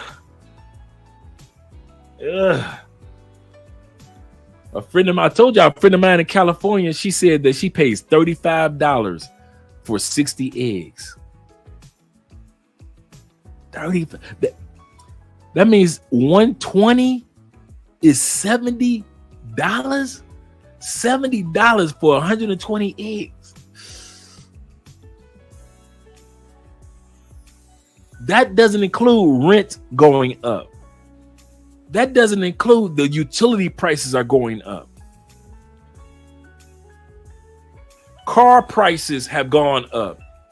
Many cars that would normally lose their value by now still hold their value. Just regular everyday cars. Why? Because the demand for vehicles, even used vehicles, is so high that even when you purchase a car, it still holds somewhat of its value, and it's a new car. Remember, there was a day once you drove it off the lot, you lost a percentage of the value. Not anymore. It's taking a minute for people to lose the value of their car because cars are so much of in demand because of the supply chain issue that took place last year. But you got a passport, and you should celebrate the fact that you can make decisions. You got opportunities, even though still take advantage of. I still take advantage of the American dream. I still take advantage of the American dollar. My business is LLC in the United States. I'm going to move it over to Panama real soon. LLC in the United States. The only difference between you guys and me, I realize as a U.S. citizen, I can get all the value of the American dream without being in America. You caught that? Every blessing that you get, every raise that you give yourself, all that causes your business to grow, all those things that you get, I get them. I get them too. I believe in the same dream and hope and white picket fence and all that you do. None of that changes because you leave the United States. You stop thinking like an American citizen and hoping and dreaming and desiring and investing in things like American citizen. I just don't have to be in America paying American prices to bring my American dream to pass. You can bring your American dream to pass without being in America. And I'm proof of it. And Zoom to Thailand is proof of it. And Chocolate Man in Thailand is proof of it. And other people that's living in Africa is proof of it. And people that 1.4 million Americans that live in Mexico right now are proof of it. You can live the American dream and you ain't got to be in America. That's what your passport does for you. So don't lose that American dream part that what makes us over other countries. You just ain't got to be in America to do it. Shout out to Julian again. He said, I'm debating on if to stay in the military. I'm having a hard time making the decision. I had a friend of mine like you, Julian. Shout out to you, man. Thank you for serving. In all sincerity, my partner came that did a consultation with him. Came on down here, right? We were all having dinner in an Afro-Colombian restaurant. When you guys come down here to Cali, I got a spot for you. You want to have some real soul food? Let black people down here cook for you. So we're in the restaurant. He says, Dre, it's me and another military brother. And he said, guys, I need to ask y'all a question. He said, if I stay in the military another 5 years, he said, this is how much I'll make if I stay another 5 years. It's about an extra $2,500 a month. I said, okay, cool. How much do you make right now? He was making like $7,000 plus a month. He said, this is how much I'll walk out. He said, if I left the military today, I'm walking out with like $7,000, almost $8,000 a month. He said, that doesn't include all the properties that I own and everything. I said, why are you wasting another 5 years for $2,500? I said, the one gift that you can't get back for $2,500 is time. You can't get back, no matter how much extra money you make. The one thing you can't get extra is time.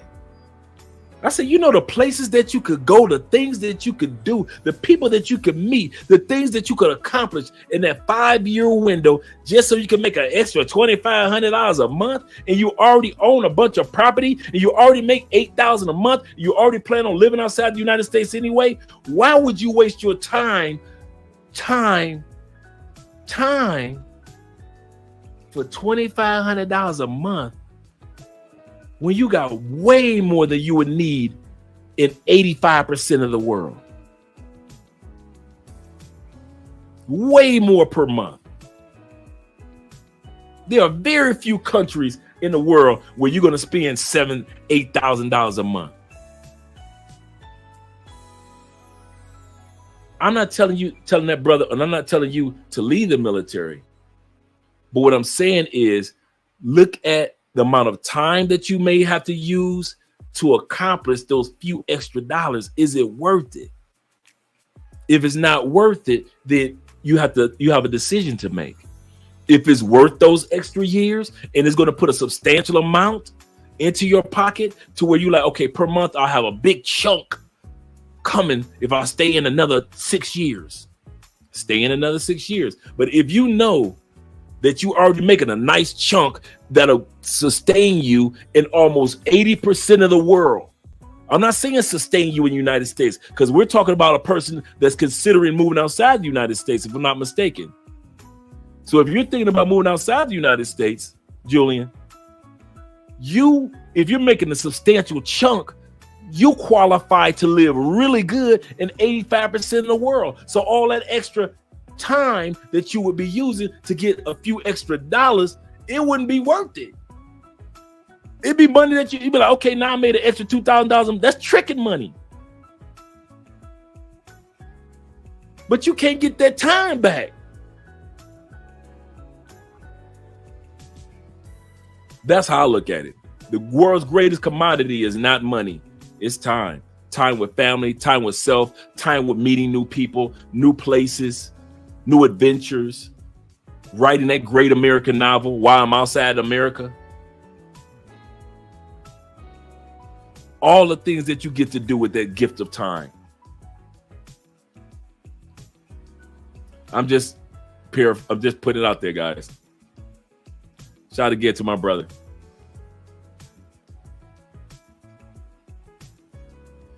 Let me scroll down, make sure I hit everybody. Oh, shout out to Winston being in the building. Shout out to you, brother. He said, even when your bank deposits are covered by FDIC, each individual account is covered for a maximum of, absolutely correct, $250,000. Remember, the president Biden had to tell the banks, listen, FDIC, banks, whatever y'all don't cover, we'll cover the rest of it. Get them people all their money. Because they knew that Silicon Valley Bank and Signature Bank was such large banks, and it happened back to back. It was going to be a run on the banks. Now, I'm going to tell you something, how I saw the run on the banks. You ready? cryptocurrency had been hovering around 18,000 to like 22,000 for like the last 9 months. Crypto ain't went nowhere. Those banks shut down in 3 days, 27.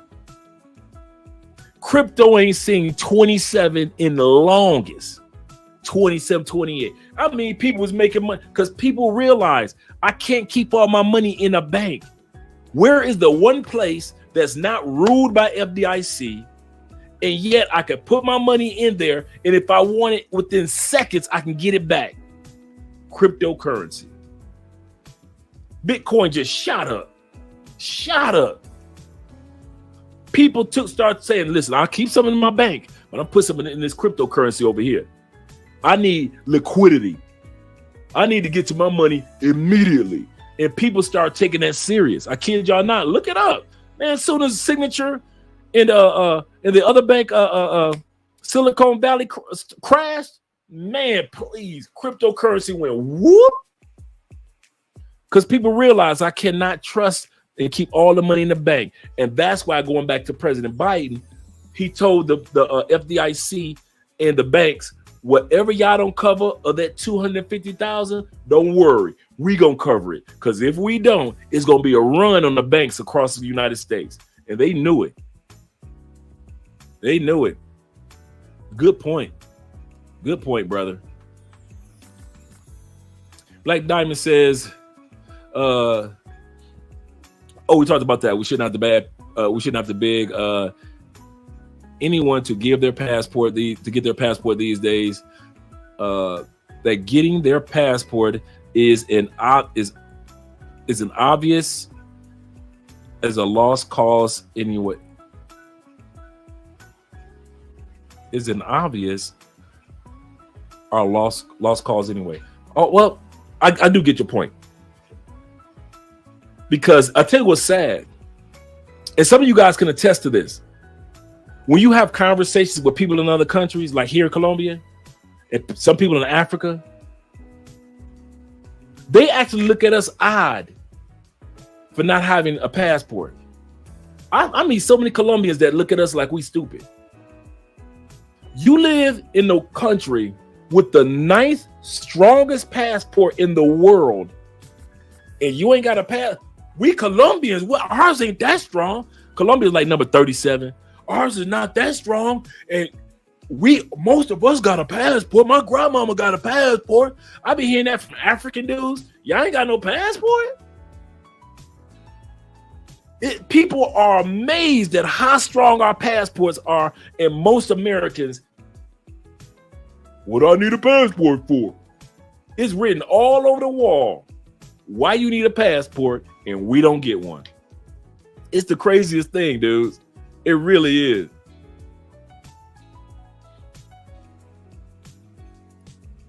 I don't want to dip anybody's conversation when you guys are talking. Said breaking news. These foods in New York just ordered every able-bodied police officer to show up in full uniform. You can't make this all because of your boy. Your boy got indicted today. Ladies and gentlemen, history has been made today. Hats off to former President Donald Trump. Do what you got to do, bruh. Hey, that joke went a little bit too far, didn't it? We all knew, come on now. We all knew like in 2015, 2016, Trump was on his reality thing. You're fired. You're fired. You're fired. Making his money, playing golf, and antagonizing President, get on the last nerve of President Obama. Living his life, doing good. But then he said, I'm gonna run for president. And we all thought it was a joke.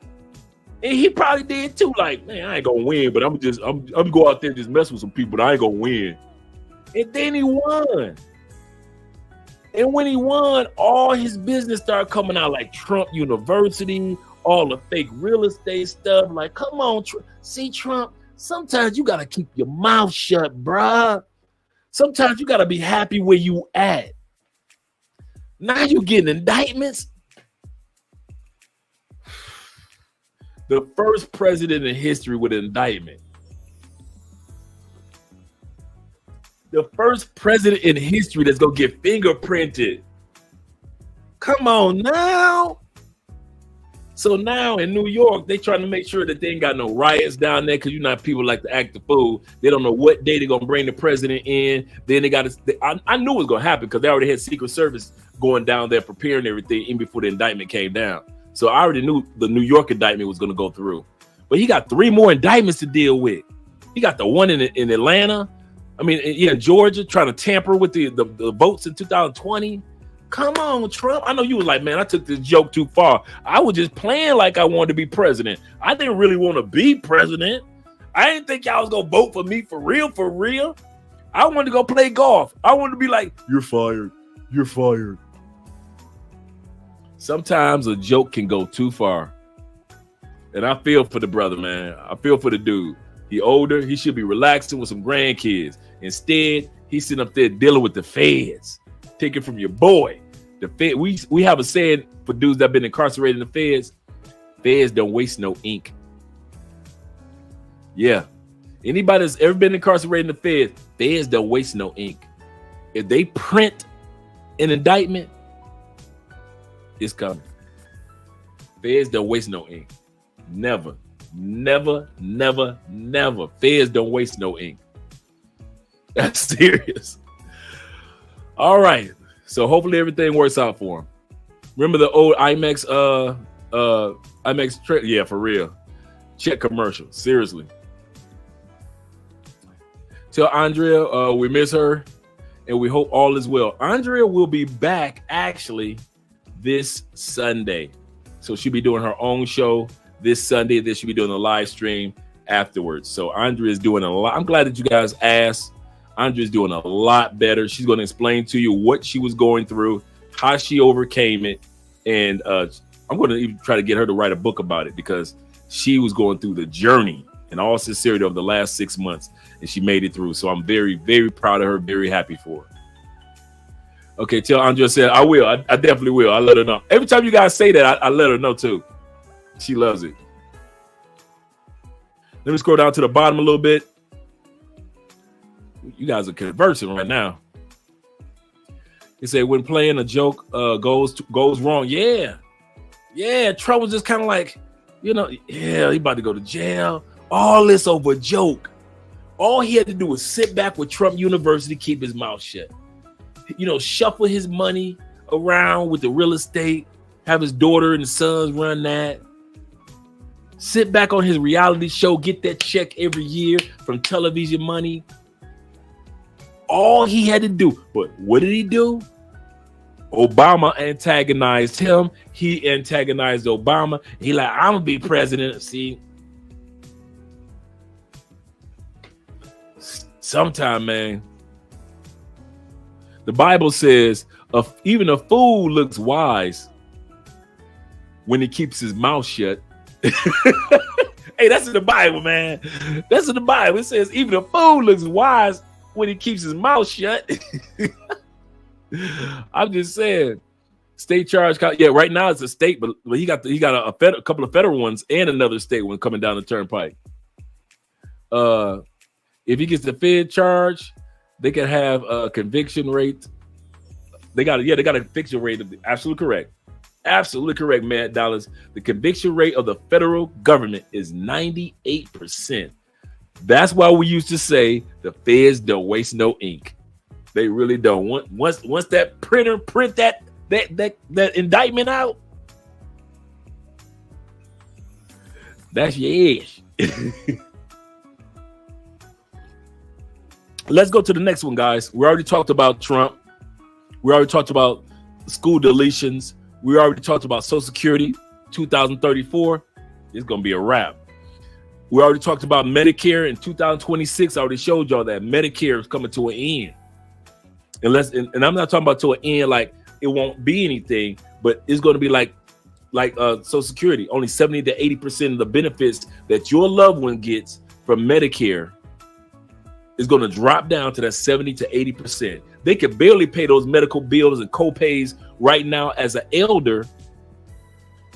As an elder right now, even as let me plug my phone up because it probably died on me. But at the end of the day, to lose the Medicare and still have to pay, it's so sad in the United States. So many older people now are putting on the scale meals or medicine. Do I pay for my meds or do I pay for a meal? It should not be. It should not be. Not working their whole lives to help build the country that we get to enjoy, and now they're sitting back, have to worry about a meal or medicine. So sad. We talked about the FDIC. 85% of all bank accounts are not covered by FDIC. Yeah. Shout out to my man K-Mac is in the building. K-Mac said, I hope that they lock his racist butt up and throw away the key. See, I ain't got, you know what? Every man is proven innocent. Every man is innocent until proven guilty. That's what they say. But like I say, feds don't waste no ink. Shout out to my man Real Estate Law is in the building. That man looking clean. I need to put my suit on right now. He said Medicare will be fine. I actually believe that too. He said the Fed will simply print more money, and that's what's hurting the feds. I got a good one for you, Real Estate. Study, there's a YouTube video too, I forget where it is. And they do the comparison of the Roman economy when it started to fall and the US economy. And that's what Rome was doing. They just were producing more. Let's put more coins out there. Let's just put more. And it was killing. It was one of the things that destroyed the Roman Empire. One of the things was they spread their military too thin. And B, disease came and ravaged Rome. But also, on the economic scale, they did exactly what we're doing. Just print more money, just print more money, just print more money. But here, let's check to the next one. Continue to print that wonderful US dollar. But guess what? Right around the corner that they've been working on since 2018 is BRIC. The BRIC is coming. BRIC is, as we well know, is the BRIC and actually S. B stands for Brazil. R stands for Russia. I stands for India. And C stands for China. And the S stands for South America. These 5 countries have already come together since 2013 and have already been putting together their format, 10 billion apiece. They want to do it together with 100 billion, 10 billion apiece, trying to get put together 100 billion. So they're inviting other countries to create their own banking system. Right now, over the last 80 years, almost longer than that, the United States has been in control of the world banking system when it comes to supplies or purchasing. Like you want to purchase so many gallons of oil, you purchase it from a certain country in US dollars. You need so much wood or logging or you need metal. You purchased it in US dollars because the US economy, the US banking system, at one point in time was the strongest banking system in the world because the US dollars was the strongest. So, and it was the only banking system by way of the G7. We all know the G7, all the 7 countries that have the meeting every year. Well, the BRIC countries are creating their own banking system to rival the United States system. And so many countries are coming on board. A couple of days ago, Jamaica signed up. Guess who's trying to sign up for BRIC now? Mexico. We talk about America's dog. We talk about NAFTA, Mexico. We talk about in treaty with the United States. And Mexico is saying, I love United States. You know my neighbor. You got my heart. You know you my dog. My main man, 50 grand. We down like basements. But I'm about to go talk to China and Brazil and see what they're talking about real quick. Mexico is in negotiations. And there are over 10 other countries that are in negotiations to become a part of BRIC. Remember what I said? BRIC stands for the BRICS. Brazil, Russia, India, China, South America. The original group. The original band. And they got groupies. Because a lot of countries are joining because they're like, we don't like one country being the dominant one over the world banking system. If America crashes, everybody crashes. Remember in 2008 with the housing crashes? So many banks around the world crashed too, along with ours, because everybody's connected to the U.S. banking system. That's coming to an end. So when I say your passport gives you value to be able to take advantage of things, to buy, say, you know what? I saw in Cartagena, they're building a new condo and the apartments are only $35,000 to $40,000 a piece for a 2-bedroom. Go buy the apartment. Why? You have a passport.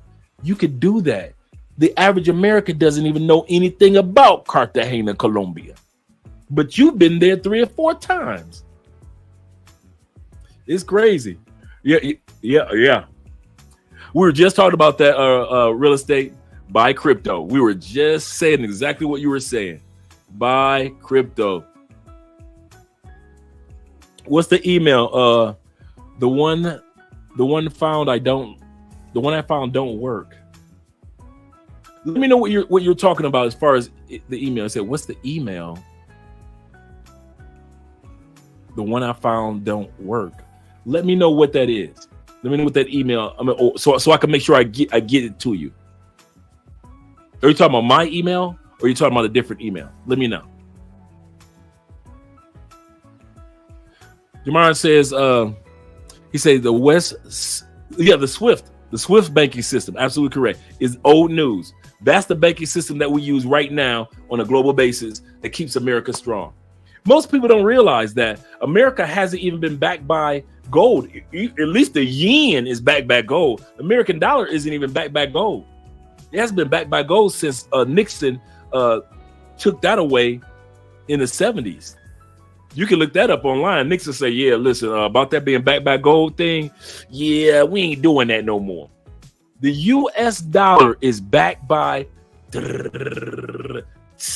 mainly the feds and US consumerism. That's why everything in the United States teaches you 2 things. What you got now ain't. You notice that? Every commercial, you can have you a brand new truck today, and the commercial next week will say, your truck ain't. Every magazine that comes out for a woman, she can have this purse that she got for her birthday. The next issue of that magazine, your purse ain't. She could get her brand new shoes. Oh, those shoes are last year. It's always to keep you consuming, never to let you get comfortable. Why? You have to make money consume. Money consume. That's why very few Americans, statistics, over 85% of all Americans don't even have $1,000 emergency fund. 85%, let that sink in. 85% of the people you know don't even have $1,000 in the land of the brave and the free, and everybody's supposed to be ballers. 85% of us can go into another room and say, I got this. 85% don't have enough money put to the side in some form of cryptocurrency just in case we need to liquidate it real quick. 85% of us. Fact, you can look that up. Everything I say, you know me, I love stats, so you can look it all up. It's sad. Let me see if I can pull up that article too. 85% of Americans don't have $1,000 emergency fund.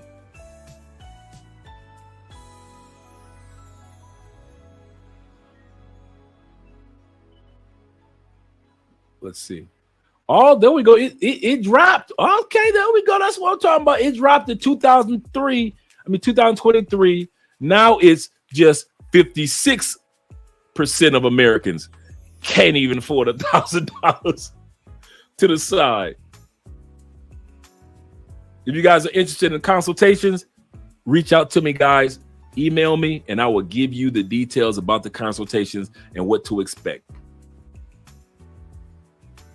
Yeah, it's now 56. I just came across several articles. Last year was 85. Now this year is 56 for 2023. So 56%. No, was it 56? 57. 57% of Americans can't afford an emergency fund. Here we go. Let's go to it real quick. Because, you know, I don't like to just say stuff. I like to showcase it too. 57% of Americans cannot afford $1,000 emergency fund, says a new report. A look at why Americans are saving less and how you can boost your emergency funds. Let me see you guys the link to this video, to this article. Looks like a really good article. You know, I like to share the knowledge. So let me put that in the comments so you guys can check that link out as well. But yeah, when they said it's hard out here for a pimp, it's hard out there for everybody in the States. Y'all out there struggling. You say you ain't lying. You ain't lying now. You ain't lying. All right. So we talked about BRIC. We talked about the federal budget. We talked about the federal budget. We talked about the deficit. Oh, last but not least, the recession. We aren't even, if you guys think that the market is unstable now, you think the Fed and Jerome Powell, the head of the Federal Reserve, has risen interest rates 8 times, 9 times already? Wait until June. And I'm not just talking about the federal budget. They need to do that by June. I'm talking about when the recession, they say that the recession is really going to hit the United States like mid-June. Like we've already had enough dips. They said another major dip is about to take place right around June. Kid you not. They say so those that are thinking about buying when to buy the stocks, you know, buy or buy the dip, in other words, they said right around June, July, then start buying. And then everything will start shooting back up. Said, but we got another dip coming. And some people can't afford another dip. You can't afford the price of Pampers to keep going up. The price of, okay, your gas prices are a little bit more stable, but the price of insurance for your car might be going up, or the price for a vehicle might be going up, or the price of repairs might be going up. So just because you saving on one end, they killing you on another end. What have I been talking about tonight in general? Basically, I'm saying this: your passport is your gateway to opportunities that could help and save the life of your family. It's that serious. This is not, and I mean this from the bottom of my heart. I've been watching this, and you guys could tell I've been doing my homework for a long time. You know, our other channel, Mostly Money TV. Subscribe, Mostly Money TV. This all I do is politics all day long. That's all I do is what's going on in the political landscape that impacts our finances. I don't just do politics. I do politics that impact our finances for the last 3 years. So when I'm letting you guys know in all sincerity, this is what's taking place. That your passport is no longer just for pleasure, just for enjoyment. Take advantage of opening up bank accounts in other countries, buying investment, buying some stock, or like I gave the link to be able to purchase stock in Uganda. I mean, not Uganda, but Guyana. Let me see if I still have that link available too. You want to be able to take advantage of all the things that you can do and acquire while you're visiting these places outside the United States. I know so many guys that have purchased property here in Colombia because they couldn't afford that type of property and even property tax while they were outside the United States. But once they got into the once they were in the United States, but once they left the United States, they were able to do and purchase whatever they needed. So let me take a quick look.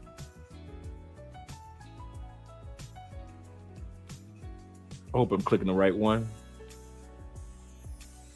Let's see. Let's go right here. Because what I'm doing now, I'm giving you the link to the Guyana's link to be able to, if you want to invest in just a few dollars, start off with a few dollars to invest in the stock market in oil in Guyana, because this is the reason why they're the number one fastest growing economy in the world.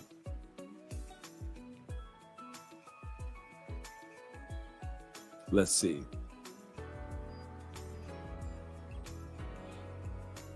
Let us see. Trying to pull this up for you guys, because this is vital information. Vital information. And I hope you guys are clicking the links to those articles that I sent out to you and put in the comment section.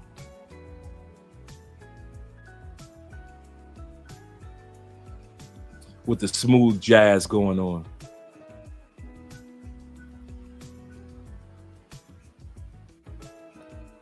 Okay, I'm gonna give it one more try.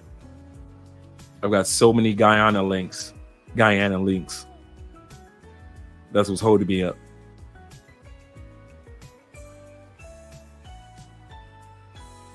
Let us see. Could this be this one? Not that one. Not that one. I think I found it.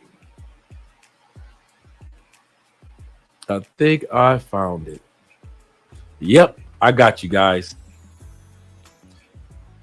Best, and what it is, let me go to it first, that you guys see it. We looked at this the other day. The best investment websites if you want to invest in stocks in Guyana. Top 10. And right here are the links to each one. And here's a video that talks about those investment websites. And then it's a breakdown of each one of these apps. So you get a chance to see the pros and the cons of each one of these sites that you can go to invest in any type of oil stocks or real estate stocks in Guyana. And then it has over here where you can have the best Forex brokers and so forth and so forth. So I'm going to have this link. I'm going to put it in the description, so you will learn a little bit more about Guyana and investing. So even if you never make it there, you can still invest.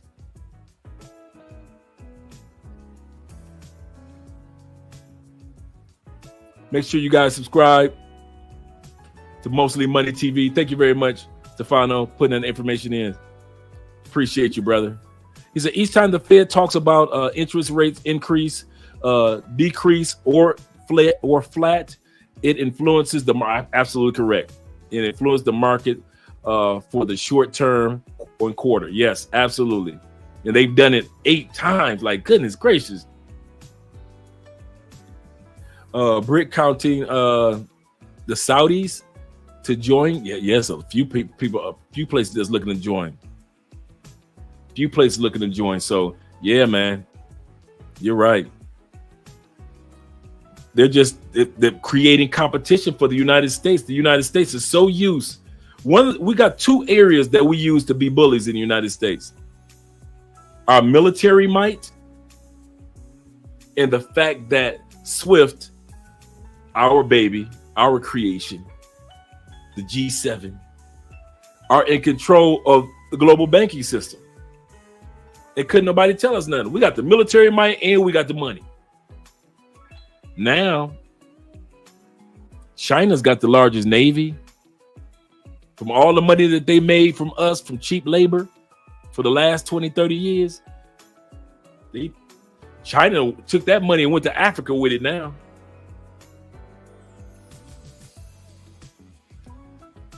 So our military is strong, but it ain't strong like it used to be. In comparison, in SWIFT, our banking system, once BRIC, like I said, they've been working on this since 2013. Once BRIC hit the line, just like the pound found out what was going on once UK came with the euro. So when you guys think that, well, that could never happen, okay, say that, because a lot of us remember the world before the euro. Don't say what can happen in an economy, because it actually can. And do remember, lastly, the United States is trying to recoup from the pandemic, just like most of the world. And that's another thing that makes inflation go up. My point in all this is, please value your passport more than just for pleasure and fun.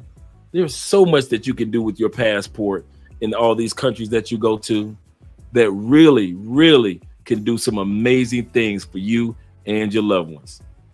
I'm going to end it with that. I appreciate all 81 of you guys being here. I appreciate hearing what you guys have to say.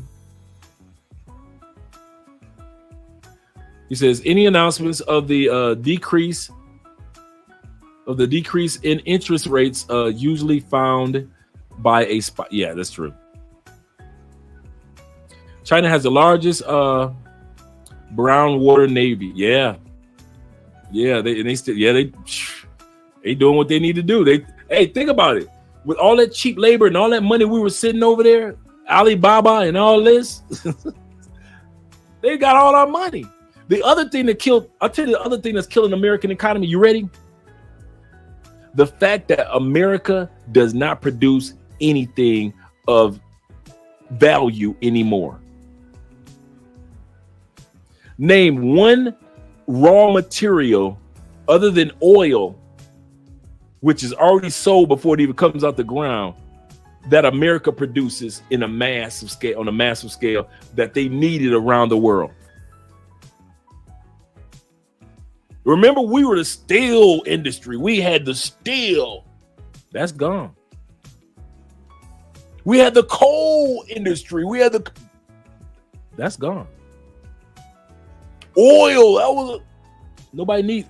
Anytime you got Guyana, their oil is worth more than our oil right now. And think about it. You still got Venezuela sitting on the world's largest oil reserve. The world's largest oil reserve. And all Venezuela is sitting back waiting for the sanctions to end. And they're going to be balling out of control again. Brazil's oil reserves. Man, y'all sleeping on Brazil.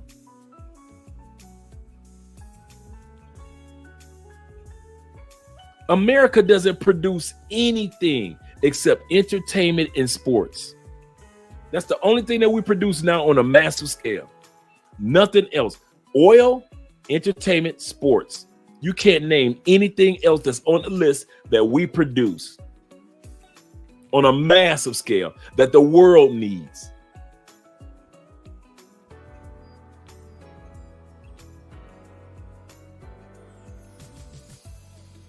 I can't think of any.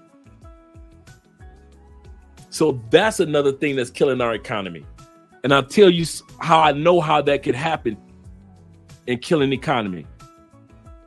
You know who else did that? Superpower, a lot of money, had oil up the yin yang. And because they didn't produce anything, fell off a cliff. I just named them. Venezuela. You couldn't tell Venezuela nothing. 2012, when oil prices were crazy high. 2014, 08. Man, Venezuela, everybody going to college for free. We all riding in Rolls Royce. You couldn't tell Venezuela nothing. Everybody's trying to tell Venezuela, hey, bro, you need to take some of that money and put it to the side, man. An emergency might happen to you, man.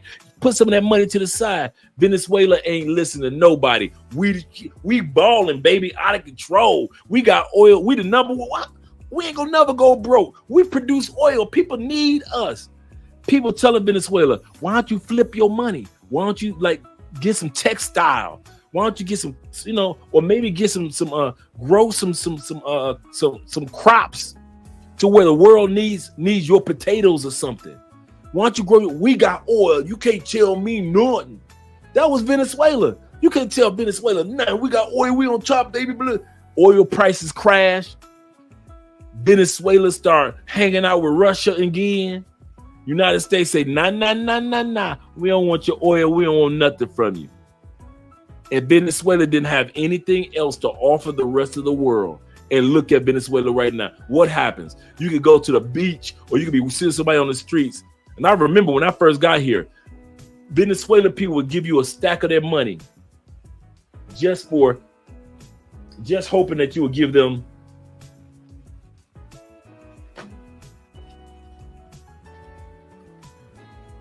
this right here.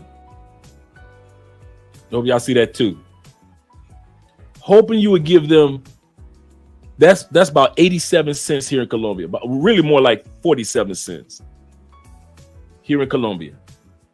And Venezuelans be throwing a corner and they be like, sir, here's a stack of our money, a stack of their money for 47 cents of Colombian dollars. They'll take their money and turn it into little puppets and some of you guys have seen it before in the Cartagena, y'all been to Medellin. You see the Venezuelan people making all type of toys and trinkets and stuff and little animals with their own money. Here's the part about Venezuela. Venezuela is so broke that the reason why they use their money like it's nothing, the ink in the paper is worth more than the currency.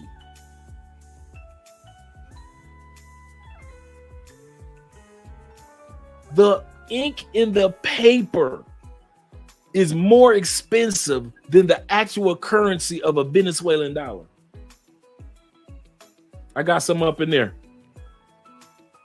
because I help people. So I got Venezuelan dollars just sitting up in there. My point in saying that is not glooming and dooming the United States. My point in saying that you should be appreciative of having your passport or working on getting your passport.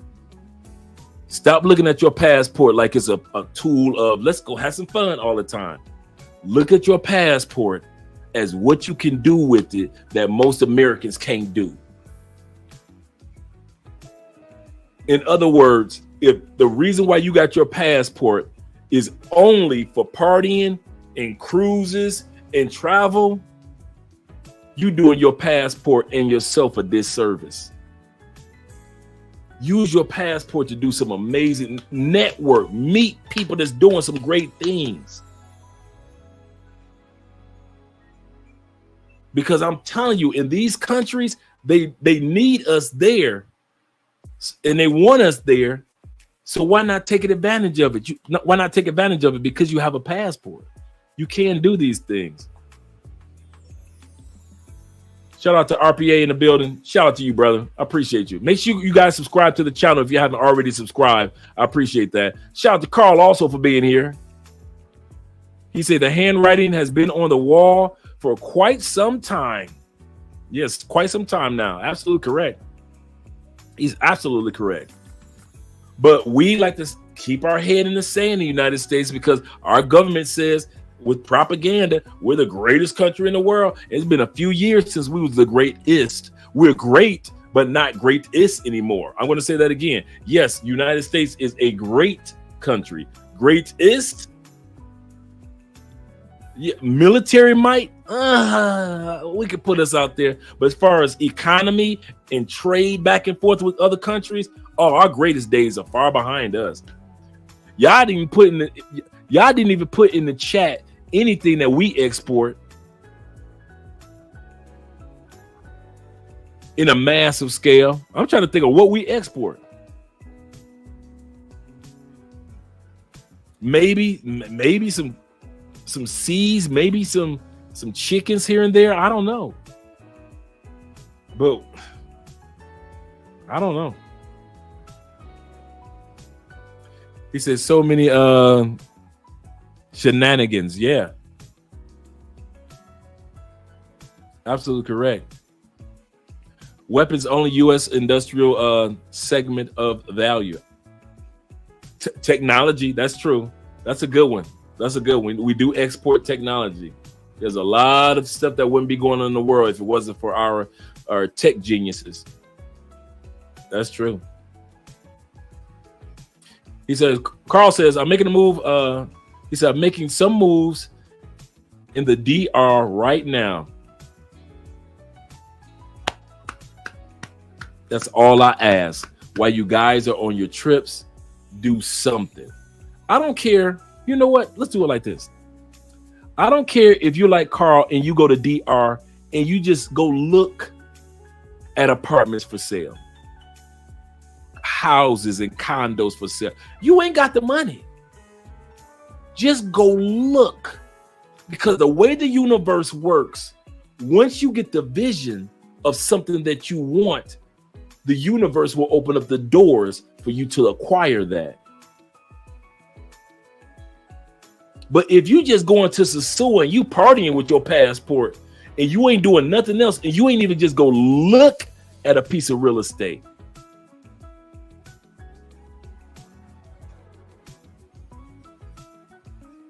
I'm telling you guys, these opportunities are out here. They are out here. But I don't want to keep you guys all night long. I know a lot of guys got to go to work in the morning. I'll see you guys tomorrow. Remember, we're going to be talking about, and I'm going to have information on foreign banks that are available for you to open up while you're there in the United States. Shout out to my man, EK. NL is in the building. He says that, let's see. Shout out to Romello. He said, I talked to a Nigerian in the States, and most are obviously of the state of emergency in the U.S. Obviously a state of emergency in the U.S. It really is. It's scary to think about it like that. And then we sit back and we kind of like sugarcoat it and say, well, maybe it's going to be like 2008 or 2012, and it's going to, we're going to have a hard time and we're going to bounce back. No. You know what's going to happen to the United States? Same thing that happened in Italy. It had its time. Italy's not gone, but it had its time. UK is going through that right now. It had its time. UK is not going to ever disappear. It's going to always be there, but you'll know that when it was a superpower. UK hasn't been a superpower in years. Egypt, does Egypt still exist? But remember, Egypt was a superpower 5,000 years ago. The area of Persia, Mongolia, that almost had all of Europe. These places still exist, but are they superpowers? No, they're just good countries now. United States, it's not going to disappear. But to be a superpower, that's the question. Spain, Greece, absolutely. Does Greece still exist? Absolutely. Is it the superpower it was at one point in time? No, we all know that. Spain, absolutely correct. All these places were world rulers at one point in time. And somebody's going to one day say that about us. The United States is great to visit, just like Greece is a great place to visit, just like Italy is a great place to visit, Rome is a great place to visit. Somebody's going to come to the United States one day because it's just a great place to visit. Not the place of where you move to because you can American dream. It's going to be the place just to visit. Unless we turn some things around, that's what's going to be. We saw all the empires go through it. What makes us different? And we're only like 280 years old. And these empires were around 3,000, 4,000, 2,000 years old. We're babies. Broken into multiple small empires. Absolutely correct. Yeah, especially the Roman Empire. It collapsed after Alexander the Great died within 50 years. Just think about the French. During a time period of, I just watched a documentary of it. Man, that boy Napoleon was sweeping through. But what happened? Spread himself and his military too thin. Spread his military and himself so thin that they needed money so bad that they sold Louisiana to the United States because of Napoleon being broke, spread their military too thin. No matter what rulers, it always comes to an end. It doesn't mean that that country disappears, but their time to rule comes to an end. Yeah, that's why. You didn't know that? Yeah, that's why we got Louisiana.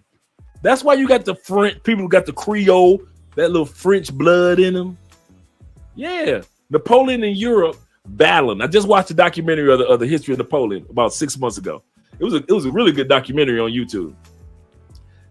Napoleon, this boy is winning, but they spread themselves too thin. They're trying to make their way up Russia, and they just, instead of just enjoying the victories that you got and the plot of lands that you own, Napoleon, just like every other ruler, I want more, I want more, I want more, and spread his military too thin, and they get their head smashed in. And so what ends up happening? They say, United States, we got a little bit of land if y'all want to buy it. And what happened? United States said, okay, cool. We'll buy Louisiana from you, no problem. And that's how Napoleon got a few more dollars.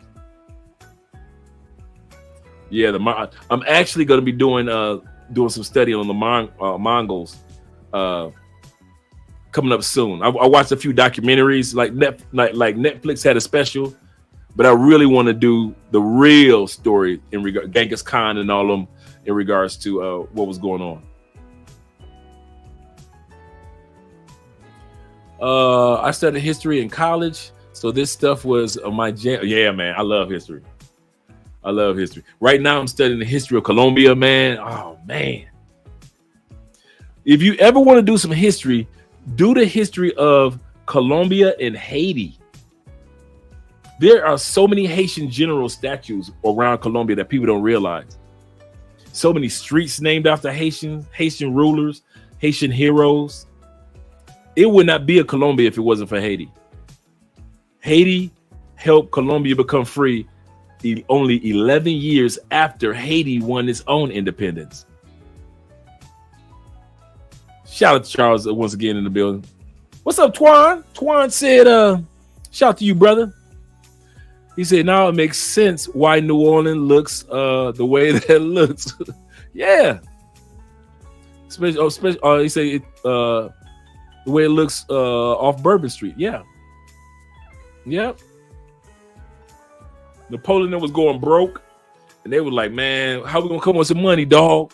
Well, you got that land in the United States, bro. You better sell that." So, and then the funny part, after Napoleon lost everything, he was probably one of the few generals that it was basically just retired. Just, okay, I'm done. Talk to y'all later. Like, is that it?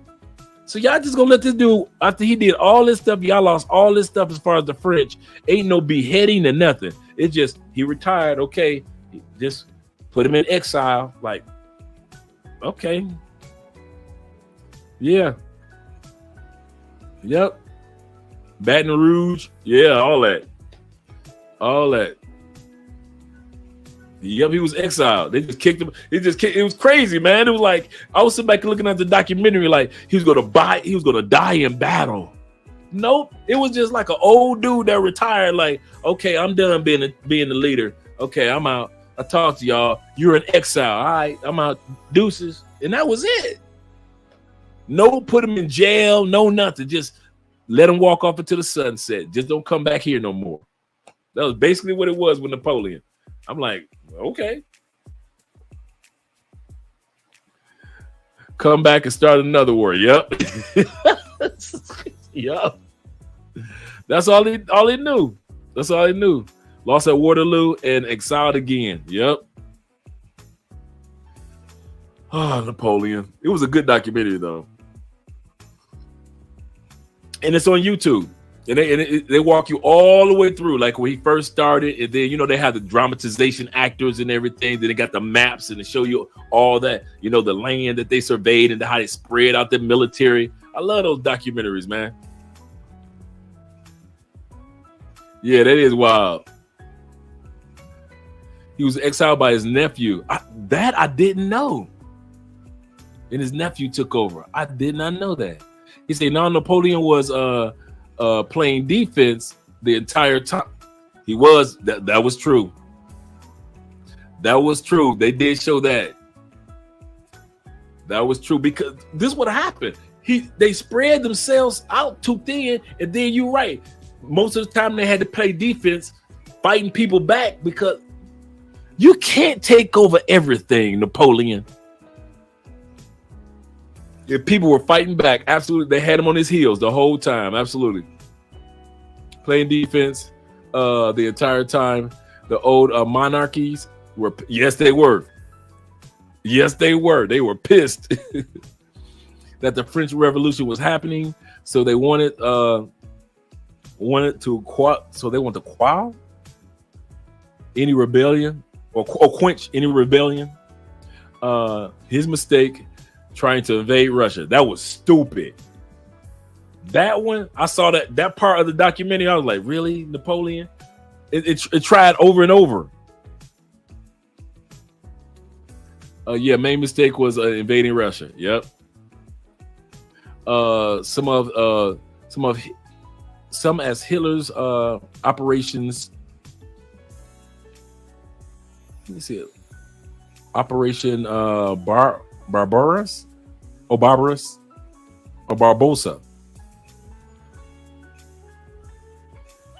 Also, Napoleon decided that having his own version of Vietnam was a great idea for trying to conquer Spain.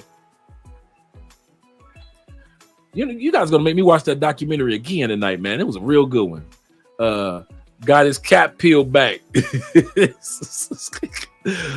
It looks like I'm in a crowd of historians today. I see this. He said true Spain was the beginning of the end of his Western expansion. Absolutely correct. Let's scroll down to my man Will. Will in the building. Shout out for the super chat, Will. Dre, he said I'm working in Tampa. Oh, you in Tampa now? My old stomping ground. If I ever lived in the States, notice I didn't say again. But if I ever lived in the States, it would be Tampa. I love Tampa. I won't even lie. He said Napoleon wasn't really trying to conquer Europe. Conquering Europe was a byproduct. I could see that. trying to invade Russia in the dead of the summer. In the dead of summer and winter wasn't the move either. Absolutely correct. Oh, Julian said you used to live in Tampa? Oh man, I love Tampa, man. I lived there 14 years, man. Loved it, loved it, loved it. Beach life, living that salt life. Living that salt life. Nothing wrong with learning about history. Oh yeah. See, in order to get my Colombian citizenship this year, I got to know history. I got to know history. I got to know geography. And I got to be fluent in Spanish by the end of the year. The history and the geography, that's my thing. So I ain't going to worry about that. But I had to pull out my Pimsleur Spanish lessons, take my Spanish serious now. No more messing around. Yeah. He said I can't stand Tampa. I like Orlando. I love them both because they're right down the freeway from each other. I mean, you be in Tampa and you can go clubbing in Orlando. You can enjoy yourself, have a great time in Orlando and shoot because it's only 45 minutes apart, after work hours. So you would shoot down to Orlando, have your fun party, do what you need to do. And either you get a cheap hotel in Orlando because, it's the tourist city. So you get a cheap hotel or you just shoot on back home. Straight down I-4, as you guys know, straight shot, no turns. Even though I used to get stopped by the police every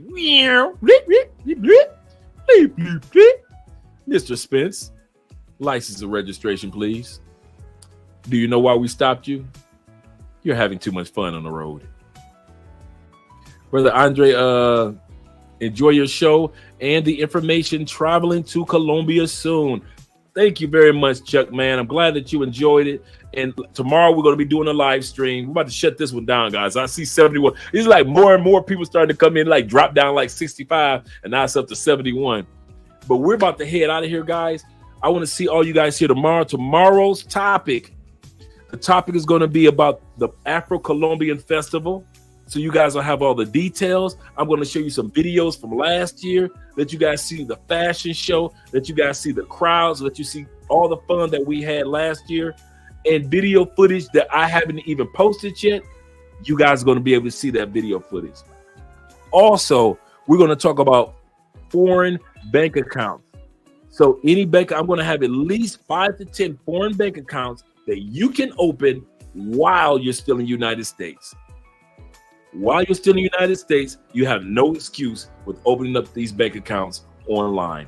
So that's what we're going to be talking about tomorrow evening, starting at 9 o'clock, 9:15 Eastern. Shout out to you guys. He said Netflix called Boulevard. I forgot Netflix had a documentary on General Boulevard on there. 60 hours Spanish learning. Cool. And Colombian history. Combo. Thanks, brother. I'm about to look at that. Get that all set up.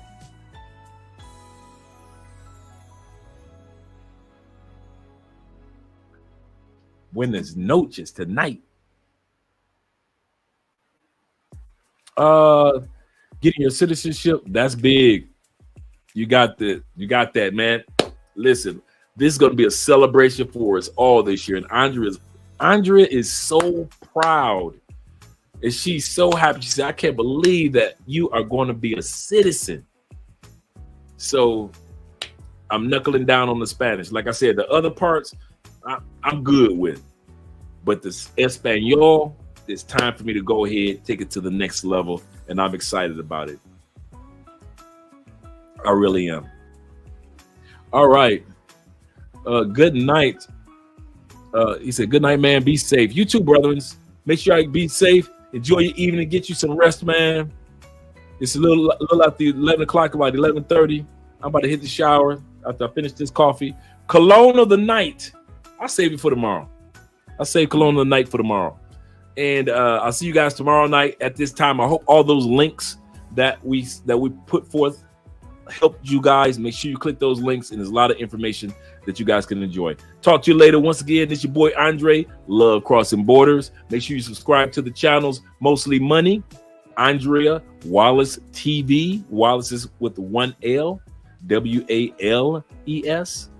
Andrea Wallace TV, and Travel Unravel. Yes, we have 4 channels, and make sure you subscribe to Mostly Money TV. Talk to you guys later. I'm up out of here.